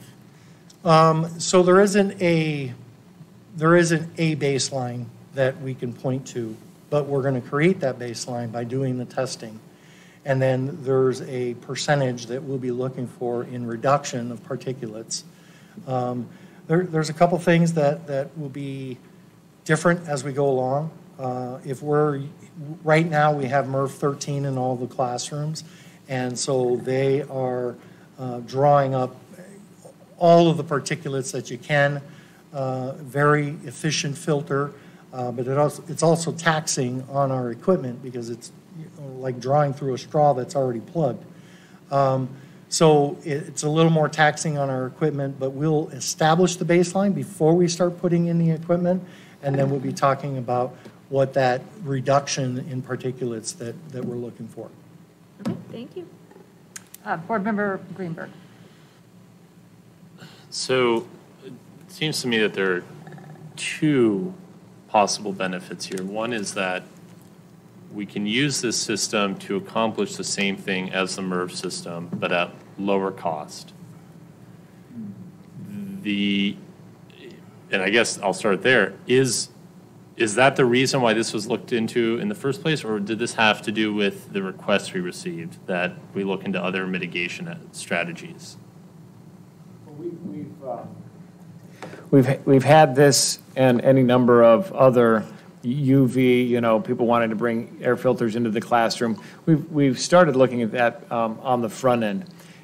Part of it was looking at the science to determine whether or not it was going to really make a difference. And you might recall that from the summer until the early fall, even the way that COVID is transmitted, the airborne nature of COVID became clearer. It wasn't as clear in the summer, right? We spent a lot of time emphasizing cleaning surfaces and spent time, money, and effort on how do we make sure that we're sanitizing surfaces. Then the research became clear that it's airborne droplets. It's really not so much the surfaces.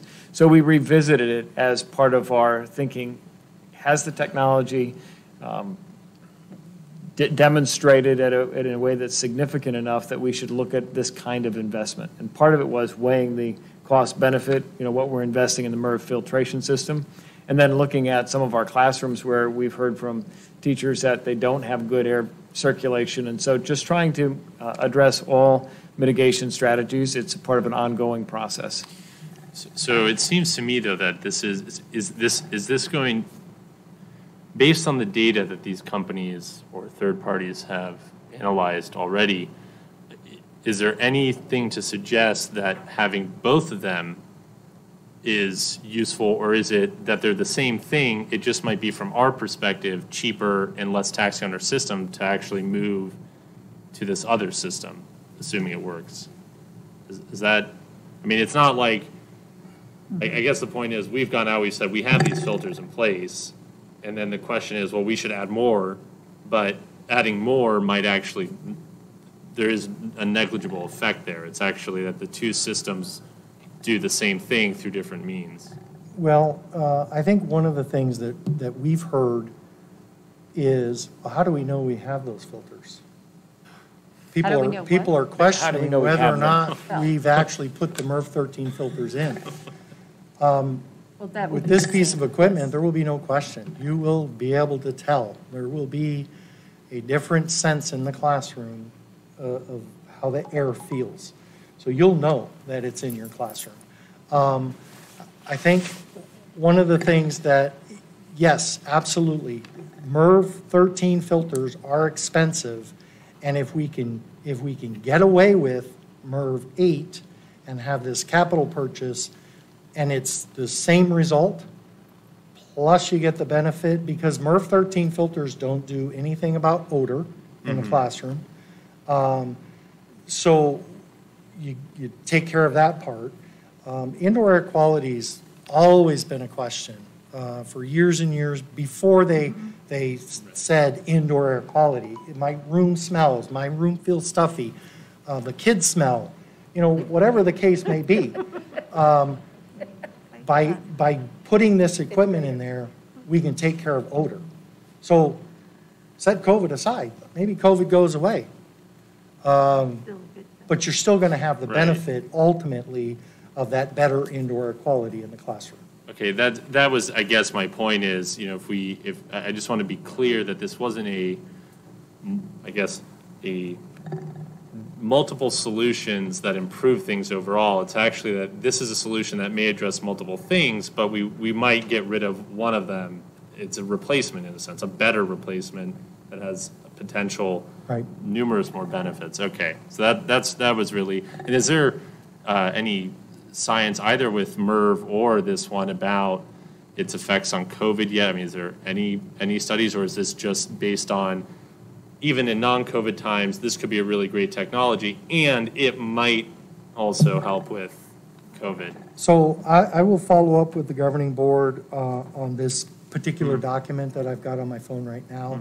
But pathogen killing is basically one of its components. Okay, so we want to make sure that, and is it COVID specific? Well, it's taking away the hydrogen that we know is, right, the water molecules that are coming out of your sneeze or your cough. And so if it's going after the hydrogen, then it's breaking down the water and then suffocating or killing the virus. So it's not specifically killing the virus, it's killing that transporter. So I can dig a little deeper to see if there's any COVID-specific research that's happening, but I'll at the very least share this document here. Okay. All right, Okay. thank you very much. I appreciate that. Any other questions? So I have a couple of questions. So you mentioned the pathogens. The pathogens are not eliminated with MERV 13, or are they? They're captured. They're captured. Yeah. But they're captured so that they don't enter the room.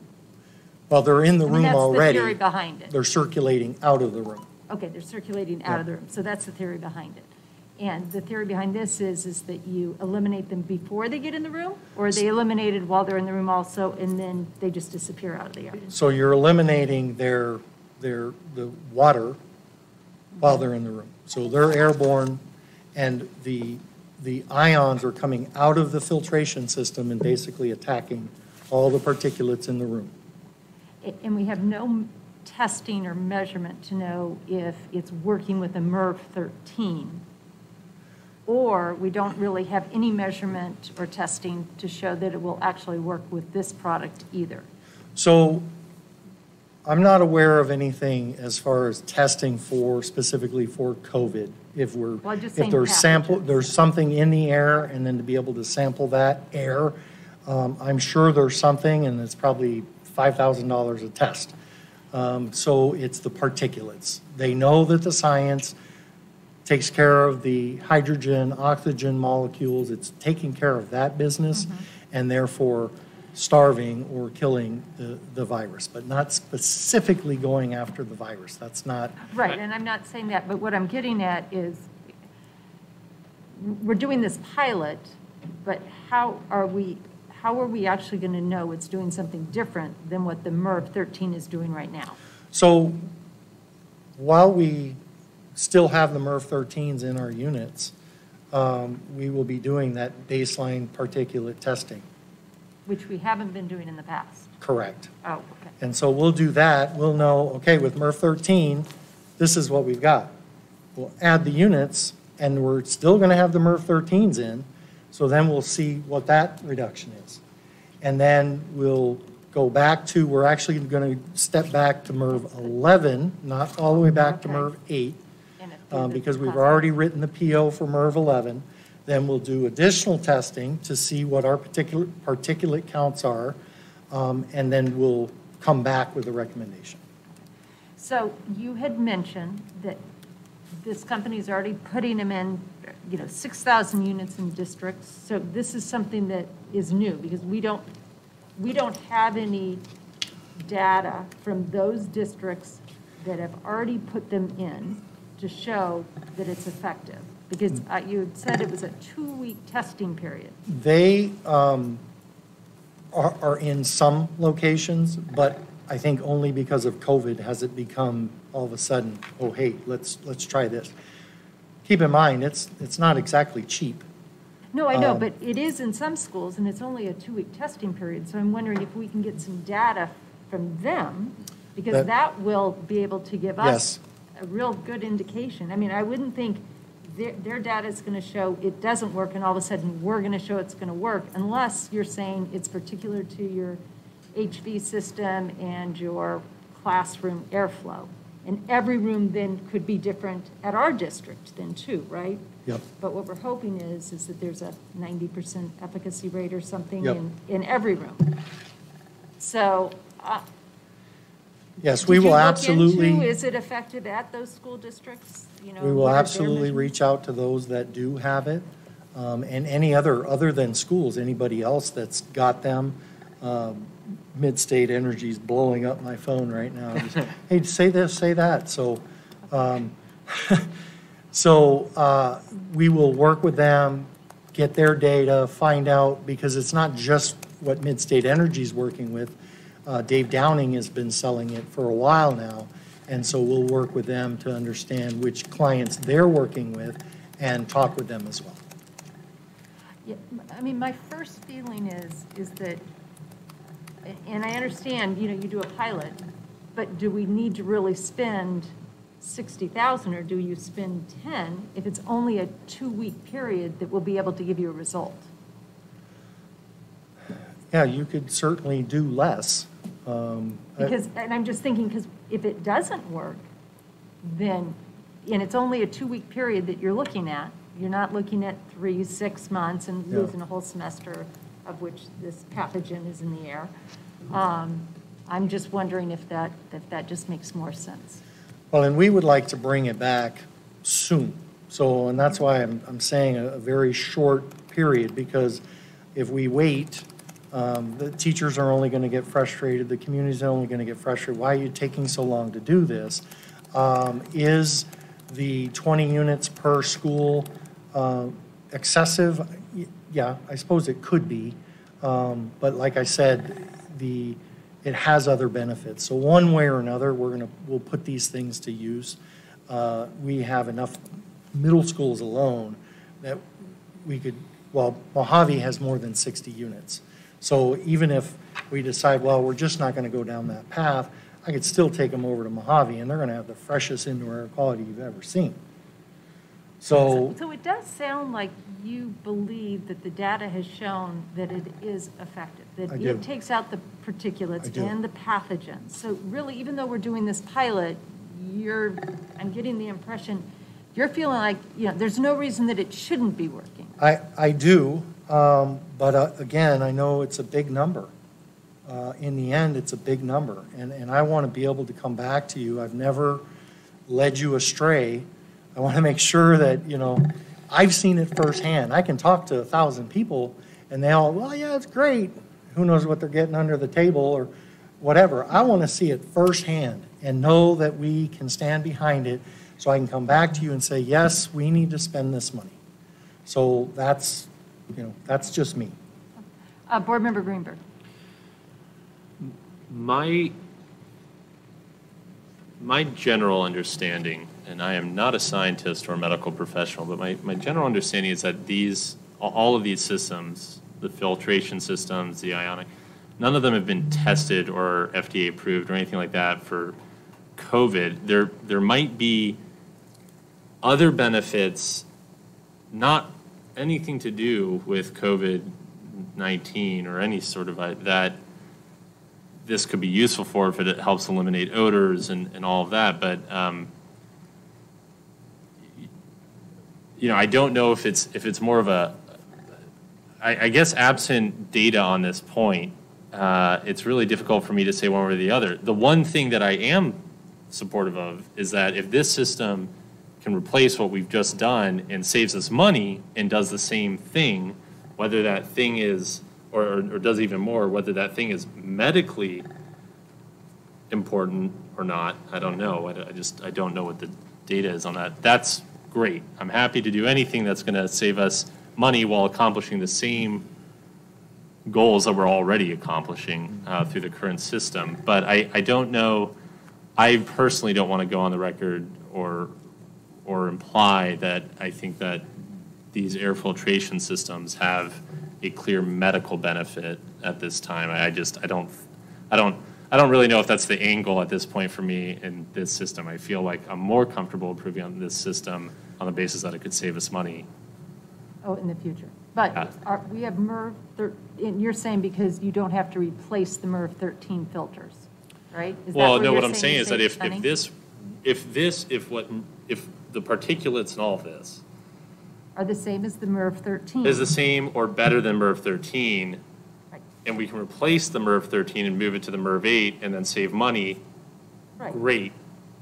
I'm happy to support it on that basis. I wouldn't support it on the medical or on the path. I know, I'm just thinking back to this summer when we had an organization claim that their air filtration systems and everything did deal with COVID-19, and our Attorney General's office was like, yeah, you can't say that. Right. No, it doesn't. Yeah. So the question is, the MERV 13, you want to get, we've already paid for them, so you want to get their useful life. Are they coming up for replacement in January? Or is it a replacement They're actually in coming June? up for replacement, so we'll Okay. start that replacement process right after the first of the year. Okay, so And it this takes is a us- true replacement Right. at the right time. It Right. happens to be. And Okay, I that's didn't why understand that.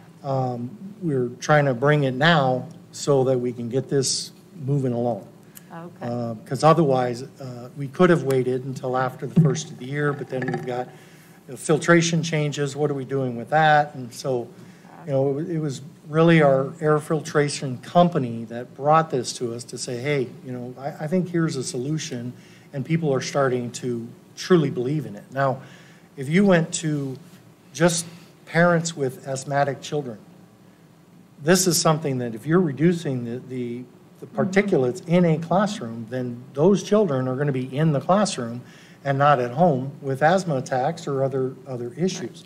So the overall benefit is beyond what we are hoping to target for COVID, and to be able to save the dollars, M&O dollars, on the filtration and do this with capital dollars and hopefully get that lifelong or 15-year-long benefit. So, Well, and it also sounds like it doesn't tax the HVAC systems as much as that's the a big deal, too, and so we that won't- sounds like a real plus Yeah. from a maintenance standpoint. and we won't know long-term what that effect is. It'll be mostly the older units that we'll struggle with first, those motors working a little bit harder, but it'll just all of a sudden start happening, right? The motors will just start failing on us because they've worked a little bit harder. So. Any other questions? Nope. All right. Okay. Well, thank you. Then I will find out, do we have a motion for action item A? So moved. Oh, I just, okay. Let me find my motion item A here. So we would approve authorization of the expenditure for Mid-State Energy Bipolar Ionization Pilot Program. So moved. All right, a second? Second. Board Member Proberg seconds. All in favor? Aye. Aye. All opposed? Motion passes 5-0. And thank you. And if I could just say real quick before I leave, the board members that are departing, it's been a pleasure working with you guys. The questions don't bother me. I know that you guys have a very difficult job.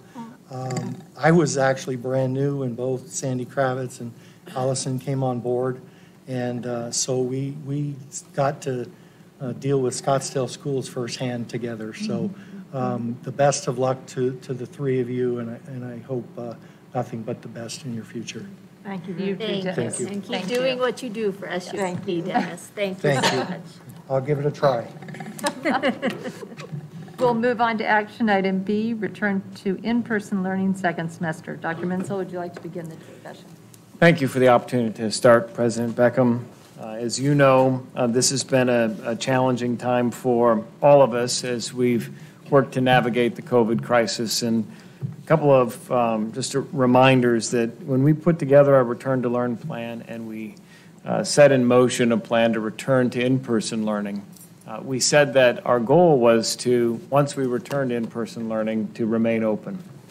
And tonight, I am pleased that we got really close to being able to do that all the way through the end of the semester. For 26 of our buildings, we will get to the end of the semester with in-person learning. For 3, we weren't able to do so, and that was a challenge for us, but we dealt with the issues that were in front of us at the time. As you also know, I have regular conversations with Dr. Sonnenschein and actually also speak with people at Honor Health with respect to the current status in Maricopa County and in Scottsdale Unified School District. And I had a couple of those conversations today, and I think they're important to inform our conversation about next steps.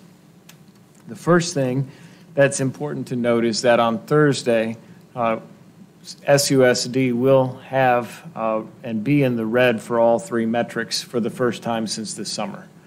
And we anticipated that.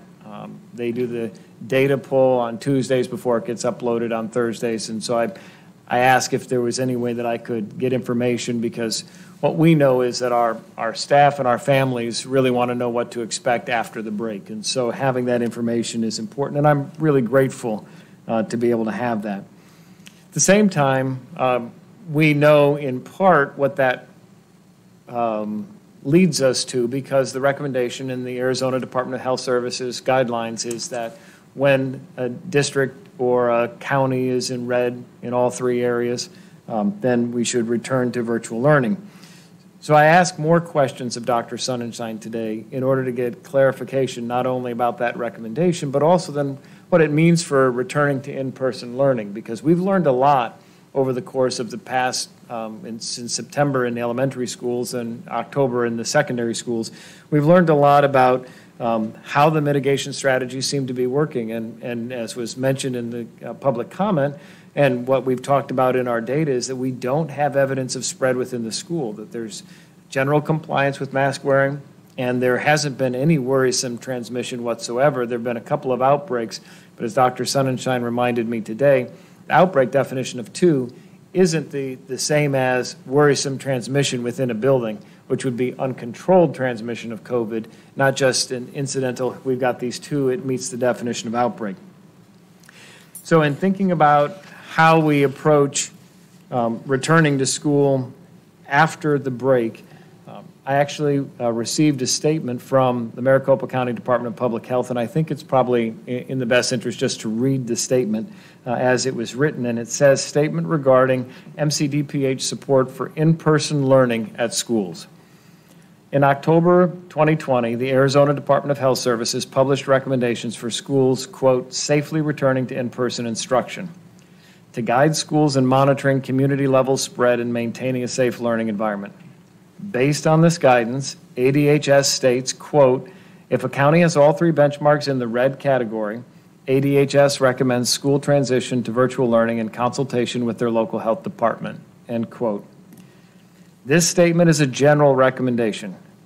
In discussions with ADHS, MCDPH, and ADHS have agreed to support those jurisdictions who are able to maintain a safe learning environment with regular school-by-school monitoring, regardless of levels of community COVID-19 transmission. If a school or district does not have enough staffing to maintain a safe environment, or if a school or district experiences a school-related outbreak that cannot be controlled with public health mitigation strategies, MCDPH would support transitioning to a virtual learning environment. Further, with the recent publications emphasizing the benefits of in-person learning, particularly for elementary schools, and there are citations in the email, and the emerging data indicating that in-person school attendance is not a risk factor for youth testing positive for COVID-19, MCDPH recommends preferentially keeping elementary and middle schools open for in-person learning. If a phased approach is desired, MCDPH recommends beginning with elementary and middle schools prior to opening high schools to in-person learning. And then there are 3 citations attached to that recommendation. So it was important for me to understand, because there wasn't clarity around if you recommend going back to virtual, what's the process for coming back in person? They even noted in the document that ADHS has two things. One, that the 7% positivity rate was only for that initial return to learn in person back in the fall, didn't really apply now. And there's also a criteria for, or a statement that local public health department may modify a benchmark. And so there was some confusion in terms of how we approach that. I think the email from Dr. Sonnenschein reflects that the county does see a path forward to continuing to provide in-person education for our students, and there's a way that we can do so safely and get back to the school-by-school analysis. One of the things that we learned, I think it was one of the most powerful pieces of learning, is that we could gauge levels of active cases in a building and potential transmission within a building. And so instead of arbitrarily being all open or all closed, when in fact we don't necessarily need to do that, we have the ability to track the data in real time. I mean, real time in terms of getting the information and then making those decisions, and continue to consult with the health department on our next steps. I also had a conversation with an Honor Health official today. As you know, they've had increasing number of cases, but they are not at the July 2nd peak of where they were this summer in terms of hospital bed utilization. And one of the things that we discussed in that conversation is that on December 1st, the 8 chief health officials in the county submitted a letter to Dr. Christ calling for additional mitigation strategies, things like stop indoor dining and stop group athletic activities and bi-directional COVID-19 roadmap execution and enforcement. There are a number of recommendations that they submitted. They did not recommend in that letter that schools be closed. And so, as we've heard and we've seen, there's an important function that schools play, not only in supporting the educational progress of our students, but many have argued that schools are actually safer for our students than not being in school. In fact, where we see transmission is in small group gatherings and in some of these other environments, indoor dining, for example. And so this is a partnership, as we've talked about many times, right? To be able to drive down the community spread level, there's things outside of the control of the school. But where we do have some level of control, where we do implement mitigation strategies, where we do have partnership with parents to keep children who are sick home and even encouraging our staff who are sick to remain home, we have an ability to open our schools and keep them open. And so that leads to the question, how should we start the second semester? And we've had conversations with the administrative team here, thinking about, what's the process? Because as I've mentioned in at least the last 2 board meetings, maybe the last 3, there is, I think, legitimate concern about a potential COVID spike after New Year's celebrations. It's just one of those things where you pin a date on a calendar and you say, yeah, that could be a time where there might be some increased concern. And the public health officials have confirmed that could be a concern. And so I talked with Dr. Sonnenschein about phase-in strategy. She referenced it a little bit here in terms of how we might do that. We started with the phase-in strategy back in September.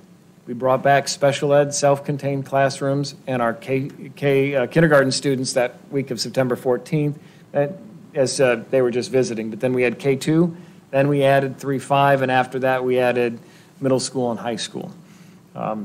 How we want to do this in January is something that we don't have a formal recommendation. I don't, to the governing board. As an administrative leadership team, we discussed a number of possibilities, but I actually see that it's really difficult for our most vulnerable populations and our youngest learners to be asked to do any online learning. It's not easy for any of our students to do it, but some have a greater capacity to be able to do it for an additional period of time. And so the other variable that I'd ask you to consider as we open the floor for conversation is that in the new quarantine guidance, from January 1st to January 11th, you've got that 10-day period of time that, typically you would see symptoms of COVID manifest. And so then we would expect and hope that our parents would keep kids that are exhibiting symptoms home, or if someone in the family is sick and the kid's not, again, our request to our families is that if you as a parent are sick, please don't send your child to school. Our ability to remain open still is predicated on that partnership. Then with our older kids where the data is less clear, right? So we talked about the data that's emerging. Our younger students are not super spreaders based on the evidence that we've seen. And there's a lot of evidence, not only cited here, but in other places. There is a different question about how much older students, from 12 on up, how much they spread. And so if we had that additional week before we brought those students back on campus, it might allow for the full cycle. Instead of just the 10 days, you've got the 14, you've provided that period of time. That's some of my thinking at the moment. I also want to, my other concern is I want to stay open when we open. So if we just all came back on January 4th and we didn't do any phasing in, and then we have flame-ups of COVID cases and had to close a building, that would be really hard. The goal is to be able to, when we return to in-person learning, stay open. And the ultimate goal is to be able to get to Plan A. We want to be able to provide a consistent, regular schedule for our students as best we can. We know that vaccine distribution starts this week in administration. We've got, what did they tell me, 10,000 doses sitting ready for one of our health systems here. They're going to start shortly. Teachers and school personnel are in Group 1B. We're advocating to get them towards the front of the 1B group. What we don't know is whether or not the 1A cohort has to have both doses before they start the 1B. So some of those things are still in the works, but we're looking at mid-January maybe as a starting point for the vaccines. The other thing Honor Health told me is that the treatments are working a lot better, which is one of the reasons why even though we've seen this other increase in community transmission, the hospital numbers, while a little concerning, they have some confidence about being able to navigate this. They also have some additional traveling nurses, other things that they didn't have back in July. So I think we have an opportunity tonight to clarify what our parents can and should expect as we head into the end of the semester. I also would be remiss if I didn't say thank you. Thank you to our teachers and our staff who have shown up every day, working in an environment that none of them prepared for. It's not easy. And there's always the worry, because you just don't know.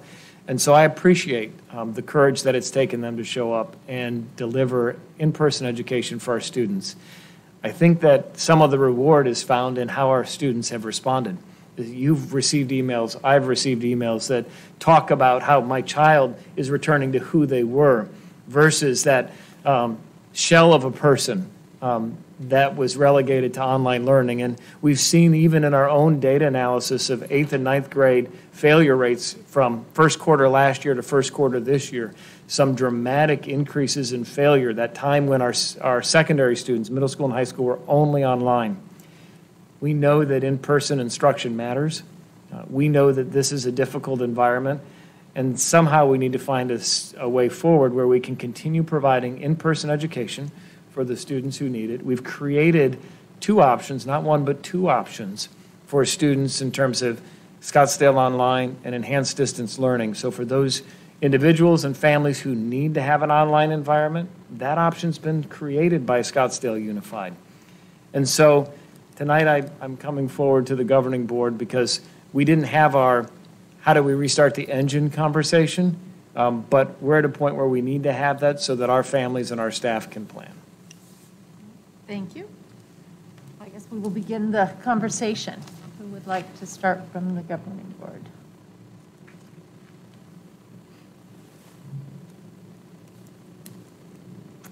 Do you have any questions? Board Member Greenberg. So,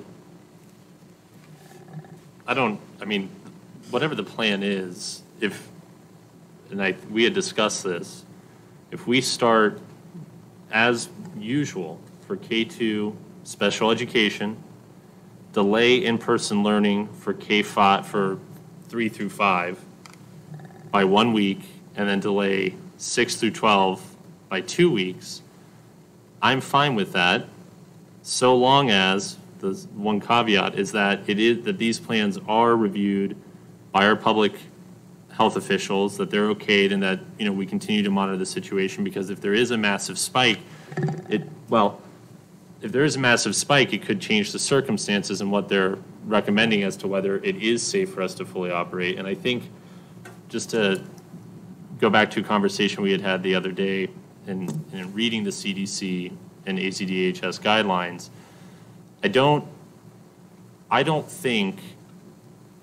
I would say that, broadly speaking, we probably don't collect the proper data or have the right data to know for certain whether there's transmission in our schools. It appears, based on what we do have, that there probably is not transmission in our schools. But the main issue has always been from the CDC and the ACDHS is not necessarily the transmission in schools, but the reality that as cases grow in the community, cases will grow in our staff and students, and that could cause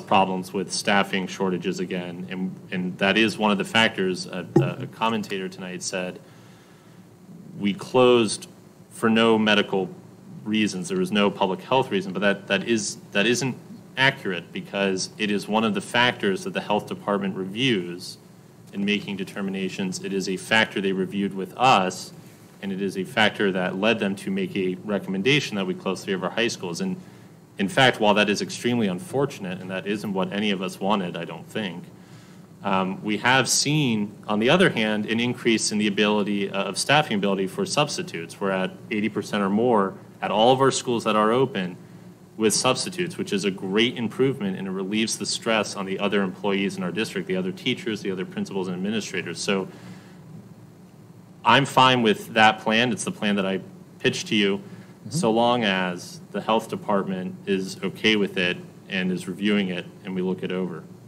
Well, and that's what I shared with Dr. Sonnenschein as one of the things that we had talked about. So I shared that plan. I shared what we had discussed with Cabinet.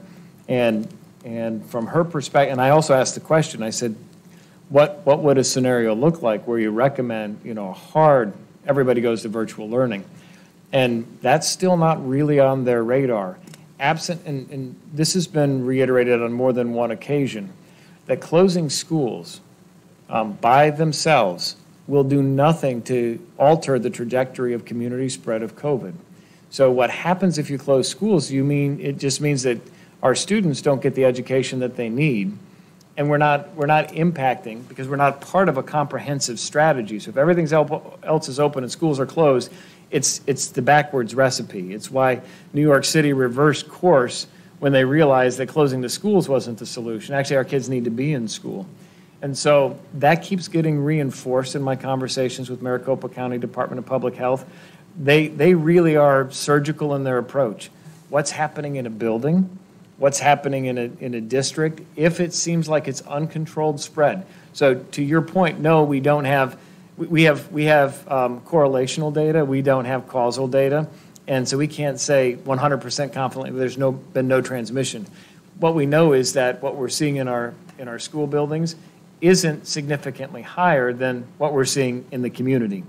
And so if that data comes out of proportion, that's the reason why we have these ongoing conversations with the health department anyway, so that we can get in front of it. The other thing that, as you know, I'm continuing to work to find testing partners so that we can be doing some of those things on the front end, because rapid identification and isolation is the other way to help avoid spread. And so we need to get it at a price point that's affordable or find a good funding partner in the state or federal government.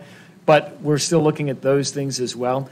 It's all of those things in combination that will allow us to finish this semester strong. And so I think to your point, phasing in allows us to kind of manage that transition period where there might be a peak. And as some of the literature has shown, our teenagers can often be asymptomatic. So they're not showing signs of it, but they could still be spreading it in that day 5 to 7 period. So we can mitigate some of that risk. And then when we return, have a little bit more confidence that we're going to be able to remain open. Did you have just a comment? to follow up on that point, just so that the public is aware of this, part of my pitch, and I discussed this with Allison too, was the requirement of negative tests for staff and students before coming back onto campus. I'm a big supporter of that. However, there are issues as to whether that can be done without the county health department or state health department or federal government also supporting that and doing that, as well as issues of testing availability and how those resources would be transported. So I just want the public to be aware that is something that we have discussed, multiple people, I believe, on this board, although I don't know, I've not spoken to anyone else. But I believe that has been asked and looked into. And so that is just the situation, unfortunately, at this time. Vice President Beckman. So just for clarity, could you go over the phase-in schedule again for the public? And then my next question would be, if we were to stay in this all red and we're phasing in, at what level, or are you not prepared to discuss this tonight, you'd like to go on talking to the county and the state, would we go to that plan A? So on the phases, if we're going to mirror what we did in the fall, we'd start with the special education self-contained and K2 the week of January 4th. We would add grades 3 through 5 on January 11th. We'd add middle school and high school on January 19th. The 18th is Martin Luther King Jr. Day, so the 19th would be the start for secondary, if we mirrored the phase-in approach from the fall. And then your second question was related to? So the K2. When do we get to play? 25 would be Plan A, because they would be full day, correct? Describe the way you see it as far as what the educational day looks like for these grade levels, and then when we would, what the metrics Right. and what it would have to look like in our schools, whatever, to get to Plan A. I would Well, like. for a secondary, because that's where I had to process for a minute, because elementary is going from Plan C to Plan A, and some will never be in Plan C on this, right? Only grades 3 through 5 would have a week online, and then they come back in person. So for secondary, where there's a Plan B, we would start on Plan B because community transmission rates are high. As you recall, one of the big concerns for staff and for parents that we spoke with is lunch on our campuses where we have so many people, and that, just like indoor dining, that becomes a pinch point, and it was the concern that the health department raised with us in a conversation more than a month ago now. So I would envision a couple of possible scenarios. One, as the vaccine rolls out and we have our staff vaccinated, we're in a position where we can begin to think about things a little bit differently. That's probably at the earliest mid-February to late February. But I also expect that within that intervening period of time, because we can see with intentional community effort, that the positivity rate goes down, and we've seen it. We saw it this summer. We saw it go down to pretty significantly low levels as we emerge back into in-person learning. So I think that there'll be positive data trends that will allow us to make a determination. The earliest would be mid-February in my estimation, given what we see on data trends, and hopefully no later than after spring break. So if you're going to put a window around it, I would think that with the vaccine, improved treatments, and reduction in community spread, we get to a point where we could make that move. But again, to your point, we have to talk with the public health officials, because I don't personally know what's that tipping point. Where does that risk no longer become a concern for them in terms of those issues? I just don't know that. Board Member Kravitz. What is the downside of starting, I understand the whole idea of phased in, but for elementary schools, just starting K-5 that first week? Because we also have Wednesdays are an early release. So the only thinking there is you're reducing the number of people on campus to start in. That's how we did it before. You could go K-5 completely, but again, remembering that now you have in some of our elementary schools 94% of the students returning, and so you have a lot more. And so that if there were cases on the campus and you had to then quarantine immediately, because the quarantine's hard. Talk to any families where they've gotten the letter, you've been a close contact and you have to go back online. That's not easy. So the phasing in is designed to minimize some of that as you restart. Right. But you could go K-5 that first week. And the transmission among our elementary students, the cases have been... So I didn't pull up the... Yeah, you look at our elementary schools, and there are a handful of cases. There's not a lot. The issue with the elementary becomes the close contact piece. And because kids are social creatures by nature, sometimes it's not about assigned seating. It's about more than that because of how they've moved in the room or how they've moved in other parts of the school. So that's more of the risk than it is the individual kids, because again, we haven't seen the transmission between the kids, at least not yet.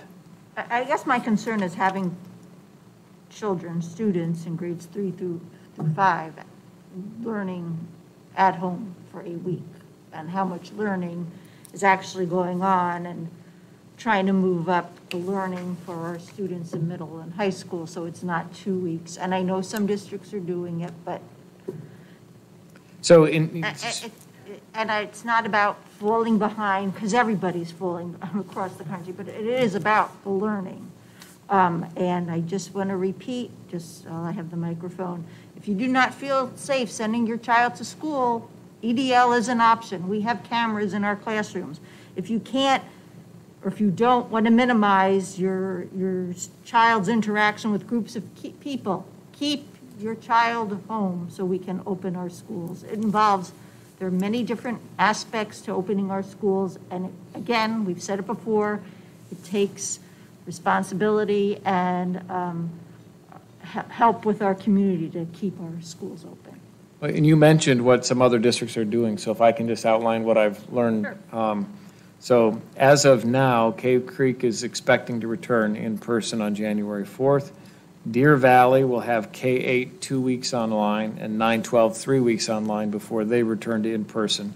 Dysart, as of now, plans on being in-person January 4th. Peoria plans on being in-person as of January 4th. PV expects to still be online. Mesa has made the decision to start 2 weeks virtual before they return to in-person learning.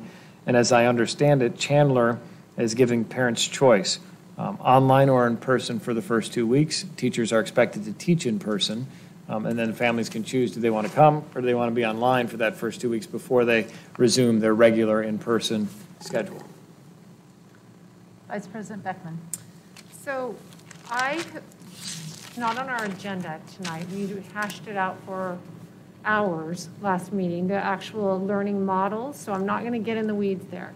But what I am going to ask is I've received many emails kind of about the models themselves, about the 73-minute periods, about why we can't do half days in school and then lunch, a longer lunch, and then do cameras for the next 3 periods at home. I know we had an answer about transportation. So my question to you tonight isn't about the model itself, because that's not what our agenda item is. But in this process, in January or February or wherever, we find ourselves back and we say, these aren't working. When are we going to revisit it? Is there a time that you would deem, okay, let's maybe have another discussion, we're getting feedback, et cetera. And I'm not suggesting that it will go poorly. I'm just saying, can we be open to another dialogue should we find, because there is a little bit of a leap again with that second half of the day. So can we say that we will be revisiting this? Yes, it's as a part of our commitment to continuous improvement. Dr. Guerin has continued to convene meetings with not only the planning group, but with also the building administrators so that we can learn and improve on an ongoing basis. So we can 100% guarantee that we'll continue to revisit that to make sure that what we're implementing is providing the educational services that our students need to be successful. And also, you could, as a board member, bring it up even tonight as a future consideration if you'd like to hear that conversation earlier than later. Board Member Greenberg. I mean,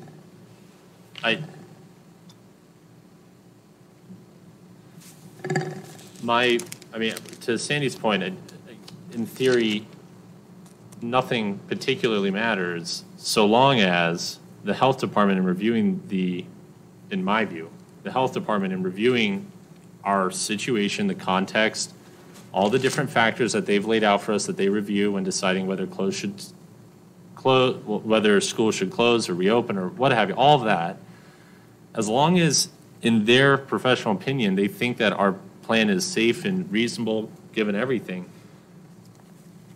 we can move to plan A when that is okayed. I don't know that personally, and I don't know what how the new board members feel, but I would almost rather give Dr. Menzel the authority tonight as part of our reopen plan in January, to include in that plan the authority to make that determination himself based on his work with the MCDPH. Why, unless you believe that we should vote to reopen to move to plan A against a recommendation from the MCDPH, which I don't think you are. No. Yeah. So I'm absolutely for following, guidance. If you're asking me personally, so I guess you'd have to give me a little more clarity on your question. Well, what are we following up on? What is the follow-up? The actual learning model itself, meaning this Plan B that we are doing. I've gotten a lot of feedback for families that the way it is right now, I'm trusting that it will be better.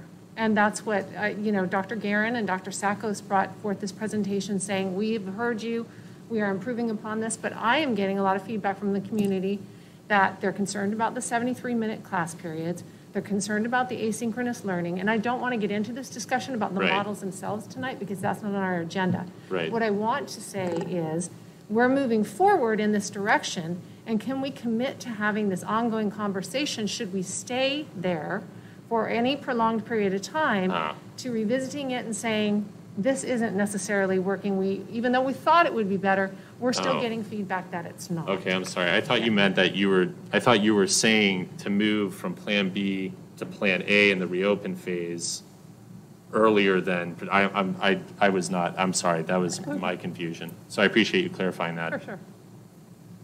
Oh, but Is there a determination point at which, because you're talking about going back at Plan B, you're not talking about going back at Plan A, at which point, even if the metrics aren't all green, because that's when you go to Plan A, is when they're in all green. But is there thought on, if the metrics aren't in all green, that you still could go back to Plan A? So in my conversations with public health officials, again, there's some acknowledgement that these benchmark metrics were designed back in the summer when we knew a lot less than we know now. And they were designed to really guide the initial reopening. So we're at a very different point in how we respond to COVID. So my thinking is that there could be some additional considerations. So while that red, yellow, green was helpful on the front end, might not be as helpful now. It doesn't really provide the nuanced approach. And so I think that those ongoing conversations with public health officials will help us determine when we can go from Plan B to Plan A. Remember, I brought forward that the lunch concern was not just one expressed by our teachers. It was by the head of the public health department saying, if there's any way you cannot do that, don't do that, because that's where your greatest risk is in a high school. Mm-hmm. So when that changes, when they are no longer feeling that that's the greatest risk any longer, and we're continuing to collect data, we're continuing to see what works and what doesn't work, we'll be prepared to make that, Kim says I shouldn't say pivot, because we say it all the time, but we'll be prepared to do that again. Because we know what we ultimately want, what all of us want, is to have a school schedule that looks like a typical school schedule and to finish the school year in a way that reflects the ability, and I will bring up the Chaparral football team, the resilience to be able to go through adversity and come out on the other side a champion. We want our school district to be able to do the same thing. It means being very prudent, step by step, in order to be able to get there. But what we're also talking about tonight, because the action item is return to in-person learning second semester, is returning, even though all the metrics might be in the red, into what you had just said. We didn't envision that in October when we had the conversation. But it could be very true that those metrics stay in the red, and yet we are returning back in person, which is different from what we did in the fall. Right. And that's why we're having this conversation, to see if the governing board is in agreement that that can take place. Board Member Greenberg. I am, as long as that is okayed by the health department, because we understand that the metrics change, they've changed before, the understanding, our knowledge improves over time, and the situation can change. And I mean, things could get really well miraculously or really poorly, unfortunately. We just don't know. So the plan as presented, whether it's K2 or K5, right, as long as it is reviewed and okayed up to the date that we're going to start doing it, I'm fine with. But I just want to make a comment, and I know it isn't what Board Member Kravitz was trying to say, so I'm just going to add a little something, to it. It is true that as a student, as a family, if you do not feel safe sending your child into school, we have the online options that are available. But I do want to recognize, and this is my own personal philosophical view, and you may or may not agree with it, but we do have the other constituency of our staff, whether those are teachers, bus drivers, administrators, front office workers, certified class. doesn't matter. We have another constituency, and the risk factors for our students when it comes to this differ greatly than the risk factors for our staff. And so, that is the balance, I think, that Dr. Menzel was trying to strike there, that starting K-5 is potentially fine as long as it's okay, but understand that, our staff's concerns and their health is as important as our student health and education. And I think I don't think you disagree with that. I don't think you were saying anything differently. So I just wanted to clarify that is really the main concern. The K-5 thing could be great. That could be the right option. I appreciate that other schools are just planning to reopen. I'm a little surprised by that, but I do think it's important to remember that we are dealing with two very different groups here, unfortunately, and one serves the other, making it even harder. I mean, again, as long as, even if we're all three in the metrics, as long as that is because the health departments are saying, yes, we're now deviating from that because we believe a school-by-school approach and a contextual approach is the most appropriate way to deal with this, that's fine. Board Member Probert. Thank you. Going back to what Dr. Menzel said, what we do know now and what we've learned as when we did open, partially in person, phased in, and what the last few months have taught us, I think I agree very strongly with Board Member Kravitz that really looking at education, really looking at learning, and making that our priority, I think for a community, a phased-in approach makes all the sense in the world. A K-5 opening, those third and fifth graders especially, I just can't let it go. I know K-2 is so critical as well, but those three and third grade and fifth graders, I keep thinking about them because third grade's such a transitional period to begin with, and what they've lost. Our fifth graders are going to be heading into middle school next year, and we already know without COVID, that drop in academic performance from fifth grade to middle school is already significant. So I agree that if we're truly prioritizing academics, I think our phase-in should be K-5, then middle school, then high school. And I guess I'll just end with that, putting that out there. And I had originally, we had talked about phasing in through K-2, but I have to say, when I think about it more, I also in agreement with phasing in, going with the K-5 for several reasons. One being looking at the data, what we learned after Thanksgiving.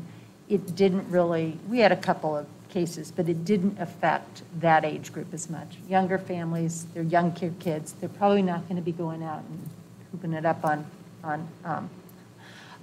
the new year. So I am for that phase in too, for going to K through 5. Also, when I look at the families, you typically, until you got that oldest child graduating to middle school, they have 1, 2, 3 kids in elementary, and therefore it will benefit the family as well. Something I thought of while I was sitting here is we have just approved this ionization machines. And one thing that we didn't talk about, and is that these they're being put in the classrooms. Are they, this is not to be answered right now, capable of doing larger rooms like our lunchrooms? Because that may be the area we want to put them in our high schools so that we can get our high schools back to full schedules. And I'm sure that Dennis will investigate that, yes. Might be a different unit because of how they're configured, but yes. And I know he looked at ionization. That's a real concern. Larger that spaces. Might be a solution there, if they're effective. So anyway, that's where I am also.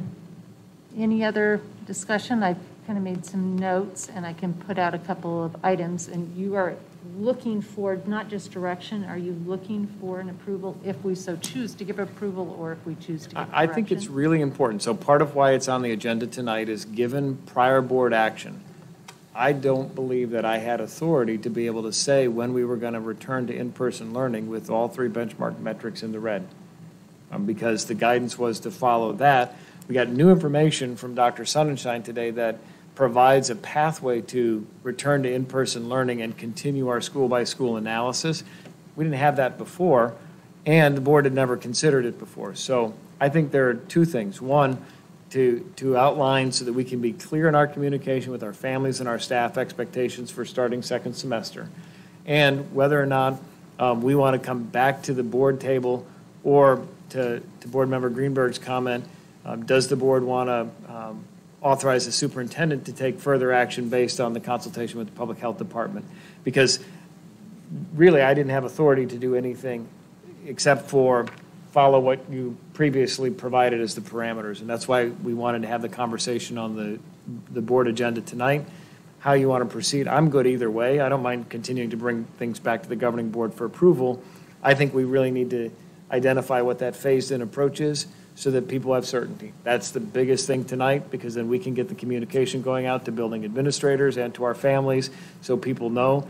During the break, I'm still working. We're going to be talking with the health department officials. We're going to be monitoring what's happening in our community. We're going to be asking our families and our staff to report if they were COVID positive, because tracking that does a couple of things for us.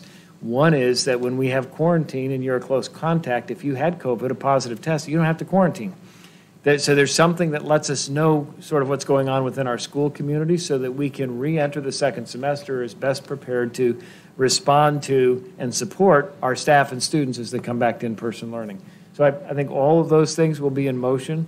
We just need to be able to have something to send to our staff and students that provides some degree of clarity, always recognizing that the governor can come out with a new executive order. There could be something unpredictable, but based on what we know now, this is what we believe people should plan for. And also because we would be returning to schools and we possibly could have all our metrics in the red, Yes. which was opposite of what we had talked about last semester. So I just want to make sure all the board members are clear on that. So we would be moving away from an absolute following of the metrics as described to allowing Dr. Menzel with consultation with the public health officials to move forward in a direction and not necessarily use the metrics. Well, the metrics are part of it, so they've never thrown them out. It's always been qualified that it's a general recommendation in consultation with the local health department has always been the last phrase, as reiterated by Dr. Sonnenschein. And so it always allowed for, it may or may not make sense, this is our elevated level of concern. And remember, that was developed back on August 6th. And their revision only shifted the target because I think they realized that it wasn't nuanced enough given what we have experienced. But we are at a time where there are a lot of questions and a lot of concerns. I don't want to do anything absent guidance from public health because I actually am not the expert in the public health arena. I do know that our kids need in-person learning, provided we can do so safely. And so that's what we're trying to put in place with support of public health officials. And so I think that they've given us some clarity here that we didn't have before. My understanding is this is the guidance they plan on sharing with other school districts in Maricopa County. So we were the beneficiary of getting it this afternoon, but they plan to use this with other schools as well as they're rolling out how they can support schools in this transition.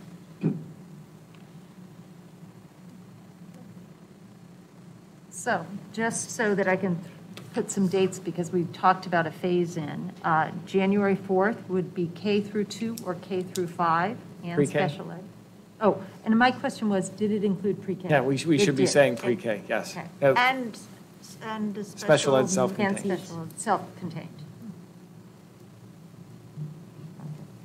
And they would be on Plan A. That would be January 4th, returning to their normal schedule. January 11th then would be the same schedule because would be a phased-in for middle school would be 6 through 8 is what has been mentioned. And then January 19th, given that it's... No, wait. You have that wrong. King Day. It would be 9 through 12 would return to learn. Both middle school and secondary school would be Plan B. Yes. Okay. Just want to make sure we have our models down. So that's one of what has been discussed so far and seems to have the most recommendations. So, do we have a motion given that phase-in? Board Member Greenberg. So just to very clarify, the motion will be for pre-K through 5? For the Well, first? that can be just Okay.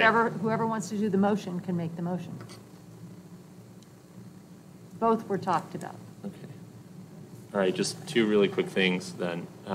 First, Dr. Menzel, thank you for pointing that out, for that families should report positive COVID cases even though schools are closed, because one, that helps with our data tracking, and two, it ensures that you do not need to quarantine if you are identified as a close contact when we return to learn. Two, just for parents' expectations, because I know there were some implications or comments about it, we will continue with the mitigation strategies of face mask wearing, hygiene, hand washing stations, social distancing. All of that will be continued because that is what the health departments are saying we have to do even with vaccinations. And I think... Add in plexiglass. Oh, and plexiglass, right. So if you want plexiglass as a staff member, to contact Dennis Rayler, is that the way that's done? To put in a work order, last report, he was down to only 5 unfilled.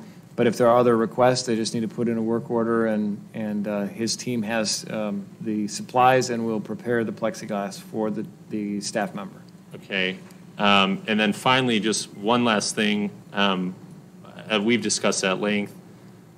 We know that in-person learning is best. The online learning is tough. I do want to stress and to give appreciation to all of our teachers, especially the ones who are working online or doing dual shifts of in-person and online, that we know it's really tough. Every teacher, every member of staff, again, from the bottom up, is working really hard, and we're all really appreciative of it. I could not imagine the amount of work that our staff is having to do right now. So I just want to thank you, even though the results with the students and everything are not what we would want or expect in a normal year. We understand why, and it's not because you all are not working your absolute hardest to make this work. So, thank you for that, and I appreciate it. No, I just wanted to. Board Member Kravitz. Sorry, I knew you were looking at me. I just wanted to follow up on there were some mitigation strategies mentioned that our district has the materials for our teachers, for their classrooms, masks, cleanser, all that. I mean, I'm hearing that some teachers are purchasing their own supplies. There is no reason for that, and nor should they be. We've continued to stock the warehouse. We had 10 more KN95 masks delivered for every teacher to every building this week. Shannon, Right, that's correct? I did see right, that. And we've got more on order. So if there's a disconnect in the supply chain, we need to know about it. But the disconnect shouldn't be because we don't have the supplies. Right. It's about somewhere in the system that it's not getting to the end user. So that's what we need to know about if that's happening. Thank you. Are you ready for a motion? Do we have a motion? Yeah. I move to reopen our schools for semester 2 as follows. Pre-K through 5, beginning on January 4th. 6th grade through 8th grade, beginning January 11th. And then 9th grade through 12th grade, beginning January 18th. 19. January 19th, subject to the approval of the Maricopa County Department of Public Health. Is that fair? Do we the reason by putting that in the approval, do they actually give approval? I think what they give is a recommendation It's advice. or consultation. It would be It's not advice more than actually- approval. Oh, okay. Because they report to the Board of Supervisors, and so approval might signify Okay. a more formal action Well, versus. what could we do to make sure that, That we would that just there's that thing there? confirm data with, I guess, maybe Maricopa. Consultation Or with in the Maricopa consultation. Department. I mean, the plan as what you've just outlined is consistent with the second paragraph of Dr. Sonnenshine's letter with respect to the phased approach. So. Now, though. Yeah. Now, Right. so the issue is to confirm before we start that nothing has changed materially to Okay. alter their recommendation, right? Okay. Okay, that's a mouthful. So we probably don't need it contingent upon. Okay, But the direction is, we know that Right. we're all going to be on call during winter break. Dr. Menzel's going to be Okay. working during winter break and updating our community on the numbers as well, on the data. okay, well, okay, so is there, there's things just keep popping up then. With this model of the K-5 reopen then, on this motion, do the K-8s receive any special, are we doing that anymore, or are we just going to say this is, So, any Oh, thought because about the then we would K-8s? have to have those safe rooms open at the middle school. Yeah, so you'd have to have a safe space to learn for the middle school students at that point in time. Actually, you have to have it for all of these right, all schools. the schools, right. And I believe, Dr. Guerin, we've already sent surveys out, or they went out Monday, maybe? I'm sorry, the commitment forms? Yeah, in terms of where we were asking on the, who would need a safe space to learn, because Oh, you had yes, that form. absolutely. They're filling them out now, and we're going to send out notification on Friday for those requests we've already received.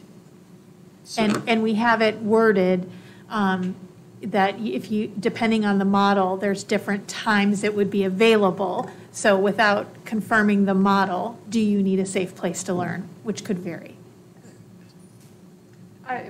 Board Member, Oh.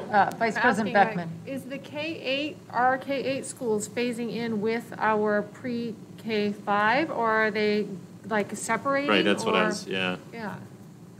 Well, they would be starting, as of you described, a pre-K through 5 starts January 4th for 1 week. The next Monday, January 11th, 6 through 8 would all of a sudden be back in the classroom under Plan B for that half day. Yeah, so my question is do we want to do Cheyenne pre-K-5, Oh, because you're saying. 6, 8, 9, 12, and then for K-8s, K-8 on the 4th, I don't know. So the other issue that's percolating here is that our K-8s, we did the pilot with Cheyenne this last quarter with respect to being on a Plan A versus a Plan B.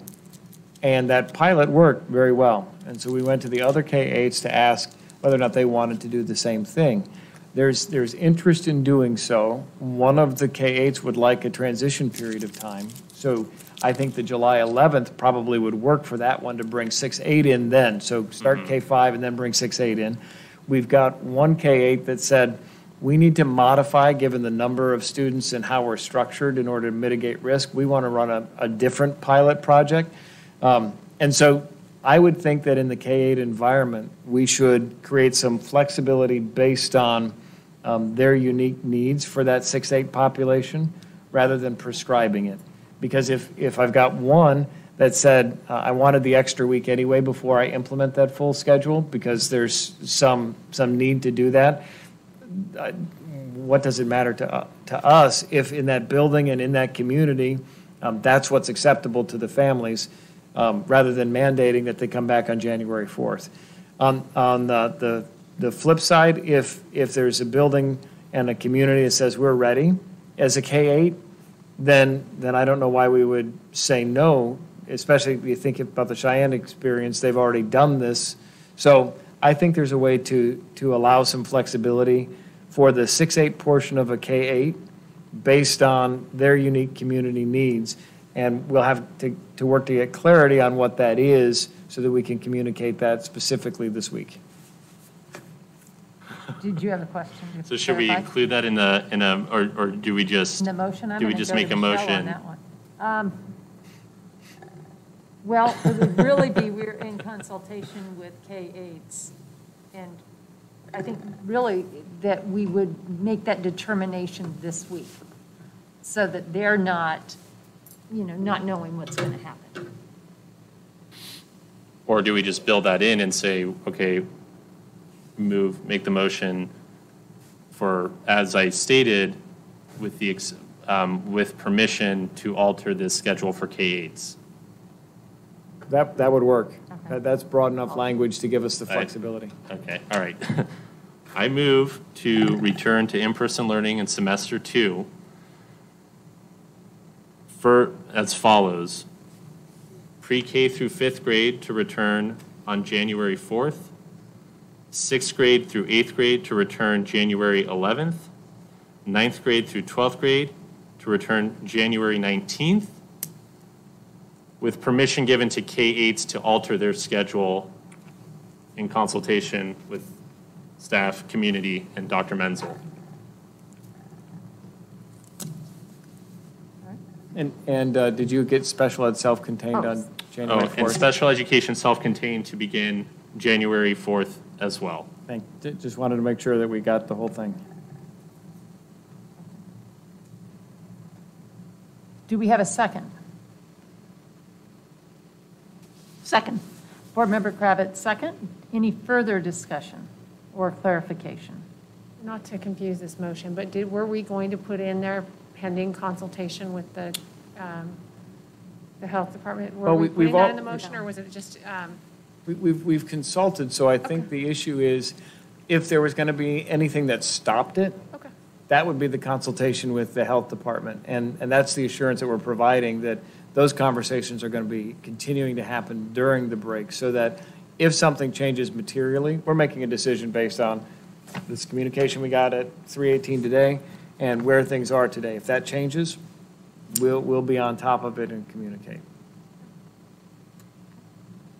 Any other discussion? If not, we will take a vote. All in favor? Aye. Aye. All opposed? Motion passes 5-0.